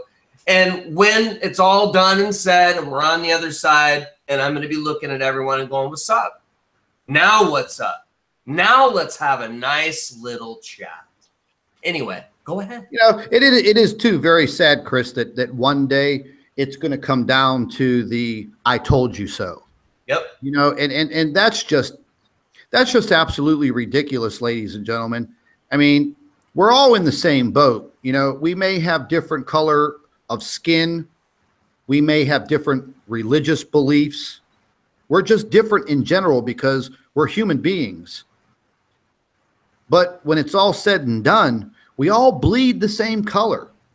Mm-hmm. We all bleed the same color. We were all created by the same creator. Whether you have faith or you don't, I think that in the time that is coming, that's going to be all that we have, is faith. Faith in existence. And each other, that's right. Exactly. Help one another out. And you're not gonna go at this alone. You're not going to survive alone. You will need a group of people to survive with. That's what John Moore says. Watch your back, you know, to watch your back, to be there. And, you know, I mean, hey, you know, the trolls talk about, oh, we should, you know, we're big union. We're a big union. Well, you're not a big union. The people of this planet, that is a union. And sooner or later, you know, sooner or later, we're going to be faced with the situation where, you know, you're going to have to put down your guns and put down your weapons and put down the militaries. And we're going to have to say, oh, wow, okay, listen, you know, now it's time to save our souls, time to save us. You're going to have to do everything you can possibly do to survive. And can you do it all by yourself? I don't think there's one human being on the face of this planet that wants to do it by themselves. Loneliness, you know, that's going to suck. So, you know, people, listen, the information is there. The evidence is there. We're going to keep scratching at the surface till we get to the core. But, that's right, Bo. You know, sometimes I think to myself, okay, we get to the core. We know what's happening. What can we do about it? Well, ladies and gentlemen, we can't do anything about it. We're not Superman. We can't go out there and fly into outer space and literally move these objects out of the way and you know, sink them back into deep space. The fact of the matter is, we are living in the sign of the times. We are living this right now in real life, whether you want to believe it or not. I don't want to say I don't care whether you believe it or not, because I do care, or else myself and the doctor and Chris would not waste our time bringing you the evidence and the research and putting together the video information so you can view it, so you can gain the knowledge of what is happening. It's the same reason why they put us through school, to give you the knowledge. And that's all that we're doing. We're trying to bring you this information to open up your eyes and give you a better understanding of what's happening. And you know what is really sad is there are billions of people walking around on this planet right now that have absolutely no idea what is happening. They have no idea. What was that? It's thunder. Oh, that was so weirdly timed. Whoa, I thought you did a sound effect, Scott. Yeah, we're not that sophisticated where, you know, we have all of that Disneyland and NASA animation. Oh, what a day, man. Sorry, I'm laughing like a crazy man. I have fun with you guys. I hate to say it. Yeah, I mean, it's definitely, you know, very, very interesting. And, you know, just as I was doing a morning report on the USGS, and, you know, we had an earthquake in Pennsylvania, 35 miles away. And, you know, I mean, I listen to Dutch Sense every day, and he was just saying not 24 to 48 hours before that, you know, this earthquake energy was going to be moving straight up the Appalachian Mountains into the Northeast. Nobody wants to pay attention. Maybe some do, maybe some don't. But bingo, there you go. And then I start looking at the information, and I see that the USGS has the city of Pittsburgh labeled as Philadelphia, and they have the earthquake across the state border over into West Virginia. And then, you know, the whole topic of the video that I was doing this morning was related to what's happening in the Seattle, Washington area and a swarm of earthquakes. Well, when Dutch was doing his report last night, they removed all of the damn information. They removed it. But isn't the Hanover nuclear thing in Washington, is that anywhere close to storms? Yes, and there were earthquakes around that area days before, and all of that information has been removed. I didn't even know. So that's suspect. Totally. I mean, suspect. Yeah, absolutely. I'd call that, you know, I'd call that, hey, what the hell are you doing? And now, you know, and I mean, now the United States over there on the West Coast, now they have their own baby Fukushima. Yeah, we do. We really you know, what the hell, people? You know, I mean, people say, oh, that's a false flag. Oh, that's a false flag. No, it's not a false flag. These idiots have all of this radioactive material from the freaking 40s and 50s and 60s and whatever buried deep in the damn ground. That was smart, yeah. Okay? I mean, there are cities all over the area, hugely populated area. They know it's an earthquake area. Well, now look what's happened. So, you know, once again, now we're not talking about a threat from outer space. We're talking about a threat from man alone. Stupid stuff. Yeah. Very stupid. Wow. Very, very stupid situation. And, you know, now they're on top of the situation. But what are they going to do? Who's going to go in there and remove all that junk? Yeah, you can't clean radiation. We know from Fukushima, they create the robots. The robots go in, they die. The robots die, they fry. They can't handle the amount of radiation. So I can only imagine, I don't know what they could do to contain it, because yeah, when it starts leaking, it's unstoppable, bro. I mean, they were storing all kinds of crap in there, plutonium, uranium, all this crazy stuff in there. We decided to put it underground instead of trying to put it out in space. This discussion has gone on for a while. The whole, you know, how you get rid of nuclear waste. So the decision was to put it in the earth. Yeah, I mean, you know, my philosophy on nuclear energy is they should have never bothered with it. You know, they should have never bothered with it. Period. It's highly dangerous. I don't think it can be controlled. There are too many disasters that can occur that are just absolutely horrible. And then when the disaster occurs, you can't do anything about it. Nothing. So if we have more solar activity due to the cheese sandwich, then there will be continued earthquake, volcanic activity. And we've got how many 100+ nuclear facilities over the planet? We're going to have more meltdowns. We're going to have more, not just meltdowns, but where they've buried nuclear waste, it's going to be exposed and leaking. We're going to have to just get ready for, you know, be consumed with purple disease and get, you know, completely eaten from the inside out like the folks did in Fukushima. It starts with a little purple sore behind your hand or on your head. That's radiation sickness. But no, seriously, that's John Moore, Bob Fletcher, not that I really talk about those guys a lot, they'd mentioned similarly, activity on the earth would occur, and then what about our nuclear facilities? What about our nuclear waste? And now we have to deal with it. And what can we do? There's nothing we can do. We can't clean it. You can't like filter it. You know what I mean? You can't do anything, man. You're screwed. You're stuck without a buck. You know, I was just discussing with the doctor this morning about the earthquake activity in southwestern Pennsylvania and all of the gas wells between southwestern Pennsylvania, West Virginia, and Ohio. Now, you know, I was in the gas well industry for 5 years. I have 13 certifications in this field.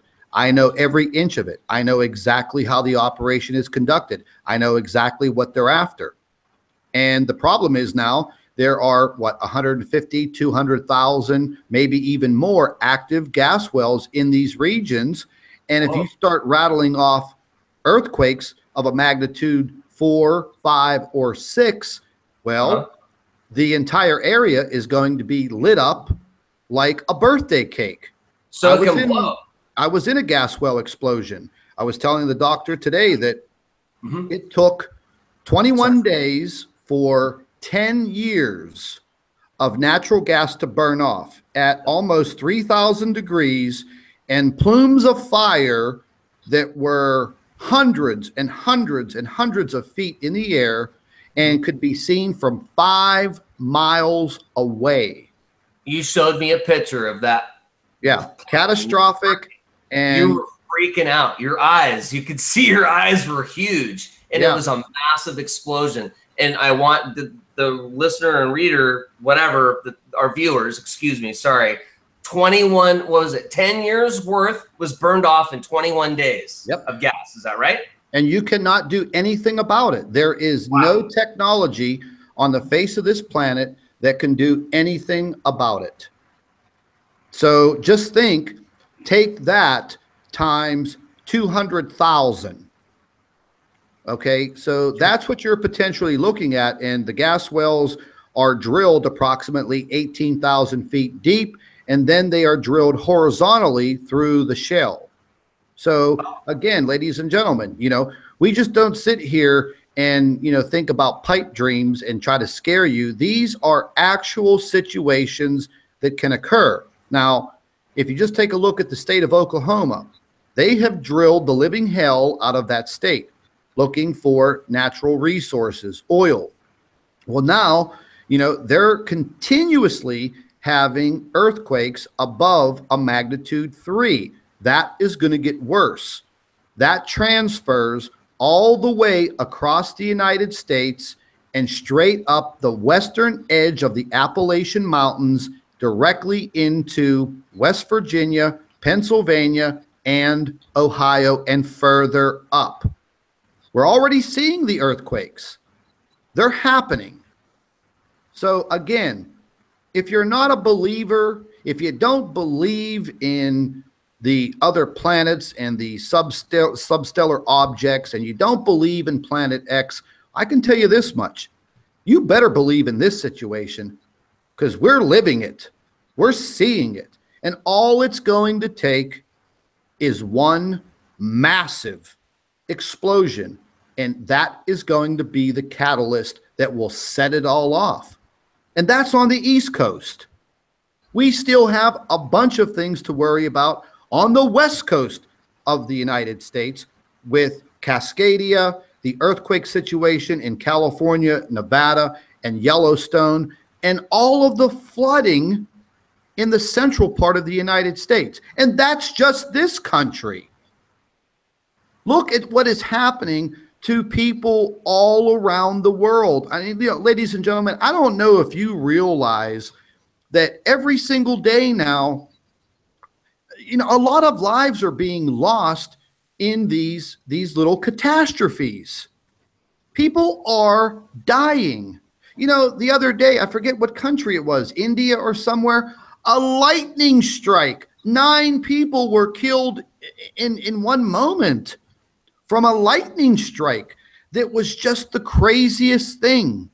A sign of the times. Last year, the entire island, the Falkland Islands, were lit up with lightning strikes, and one of my subscribers lived there, said that they had never seen that. It was like impossible. And around the same time, there, and I'm pretty sure you can look for Paul Begley or Adabu 7 from around, I'm not sure if it was this time last year, I'm not sure when, but there was like 30 or whatever plus deer that died instantly from the lightning. So yeah, we have to be paying attention to some of this stuff. Yeah, I mean, it's happening. There's no doubt about it. I mean, just the other day in Denver, Colorado, a massive freak hailstorm comes out of nowhere. Days before that, in Taiwan, they had a massive hailstorm where the hail accumulated up to your knee. I mean, come on, people. Yeah, that was a bit excessive. No, I mean, recently, wasn't it? Yeah, last week or the beginning of this week or something like that. Yep. Yeah. I mean, they're people, softball size too. Yeah, right? they showed these people's cars driving down the road, and there's holes in their windshield. And Mike from around the world's reporting on it. BP Earthwatch, Pastor Paul, myself, you. I mean, the fact of the matter is, ladies and gentlemen, these freak occurrences, I mean, they're there. Look at the cyclones. Records are being broken by these storms erupting so early on in the so-called cyclone or hurricane season. And one big thing that I'm very worried about is the hurricane season for the East Coast of the United States, because the way that the things roll, we all know that these big hurricanes, they come right off of the Atlantic. They make their way right into the state of Florida and up the East Coast and sometimes across the state of Florida. Well, both of my children live in South Florida. So, if these cyclones and these other big tropical storms and tropical depressions are already forming and we're not even in hurricane season, I fear for my own kids' lives. I was in Hurricane Matthew, and I've never been in a hurricane. And if it had touched, it would have been 8 miles away from where I was at the time. I've been in 13 of them, and it's a scary situation, man. I had to leave the state and went to Georgia, and the person that I was with at the time, I saved their life and their dogs. It was just by chance. I had met a girl, her name was Avery. We dated for a while. Within 24 hours of us meeting, we were leaving and driving to Georgia, and I saved her life. So, and that storm had the creepy skeleton face on it, if you guys remember, in the middle. Yeah. So yeah, I would imagine that we should be really concerned about hurricane season, because that hurricane was the largest in Florida's history, from what I understand. And if things are happening like we say they are, and this is the last days before who comes home, we should expect more trauma to the earth. I would be surprised if the earth, the hurricanes, cyclones are mellow. They're not going to be. They're going to be record breaking again. Yeah, they're going to be record breakers, man. There's no doubt about it. We are already seeing it, and there is more on the way. And once again, I was looking at the jet stream again today, and it's all broken apart. There are multiple jet streams in the northern hemisphere, the southern hemisphere. I mean, all hell's breaking loose, climate chaos, wicked weather, earthquakes, volcanoes. Okay, I'm done explaining. Yeah, the flying cheese sandwiches too. They're coming forth. Yeah, speaking of flying cheese sandwiches, I'm getting kind of hungry. I have an appointment I have to get to. But anyways, doctor, any last words? Oh, that didn't even sound right. Let me rephrase that. I hate that. Last words. Are we done with the article? Did we finish the article? Yeah. Okay, no problem. Yes. Sounds good. Okay, cool. Yes, that was a fantastic article. Yes. Yeah, thank you. Okay, I just want to say what I've said before, that I believe that these objects being in the solar system are a warning from God, that people should get their spiritual house in order. And I like that. And that's what the powers that be don't want people to know about, that God is speaking to them through what he created, which are these objects, to tell them what time it is. It's time to get your spiritual house in order. It's time to get to know your creator. I have to. And wow, that was profoundly stated. You stated that very profoundly, because I agree. If we're prepared, we're better equipped to handle whatever situation will happen with our friends and family, etc. And an unprepared public well, I don't know if the powers that be that really are anticipating that or anxious for that, but an unprepared public is what they're going to face, and it's going to be difficult for all of us. So to be a little bit prepared and organized beforehand, you know, if nothing ever happens, then that's fine. Hey, you were prepared. But the way you stated that, Doctor, was very well and eloquently put, and I appreciate it. Okay. Thank What you, do we do, Chris. Scott? Yes, we lost Scott. Hope he didn't die. No, that was really terrible. No, I don't think he died. No, he just popped out. I said that in jest. Yeah, I know. But he's supposed to come back. Sure, yeah, we'll wait until he comes back to finish up. Just to kind of summarize, since we're still live, what were you folks covering before I got on? How long were you on before? Yeah, well, I was explaining the difference between the brown dwarf and the brown dwarf star. Good. Okay. And I was explaining that the brown dwarf star is a stellar object, whilst the brown dwarf star is a substellar object. So it never really was a star. It doesn't emit that light. But the brown dwarf star, that's why it has this, the word star at the end. That's actually a star. It started out life as a star, and it ends life as an old star that's not producing light like yours, but it still has the ability to gain energy from the sun and become a star again, except that it will be much smaller than it was when it was a main sequence star. Welcome back, Scott. I was just thank you, Doctor, for clarifying and recapping what you were explaining before I got on the live hangout. Are you there, buddy? Yeah, they pissed me off. Cool. So we were just doing a recap, and that was about it. Yeah, that sounds real good. Well, listen, ladies and gentlemen, you know, it's been great having all of you here. I want to thank Chris and the doctor for being with us and bringing the information that we all seek and that we all need. And over this weekend, once again, I didn't even realize what day it was today. But the doctor does have some other reports that she wants to share with us.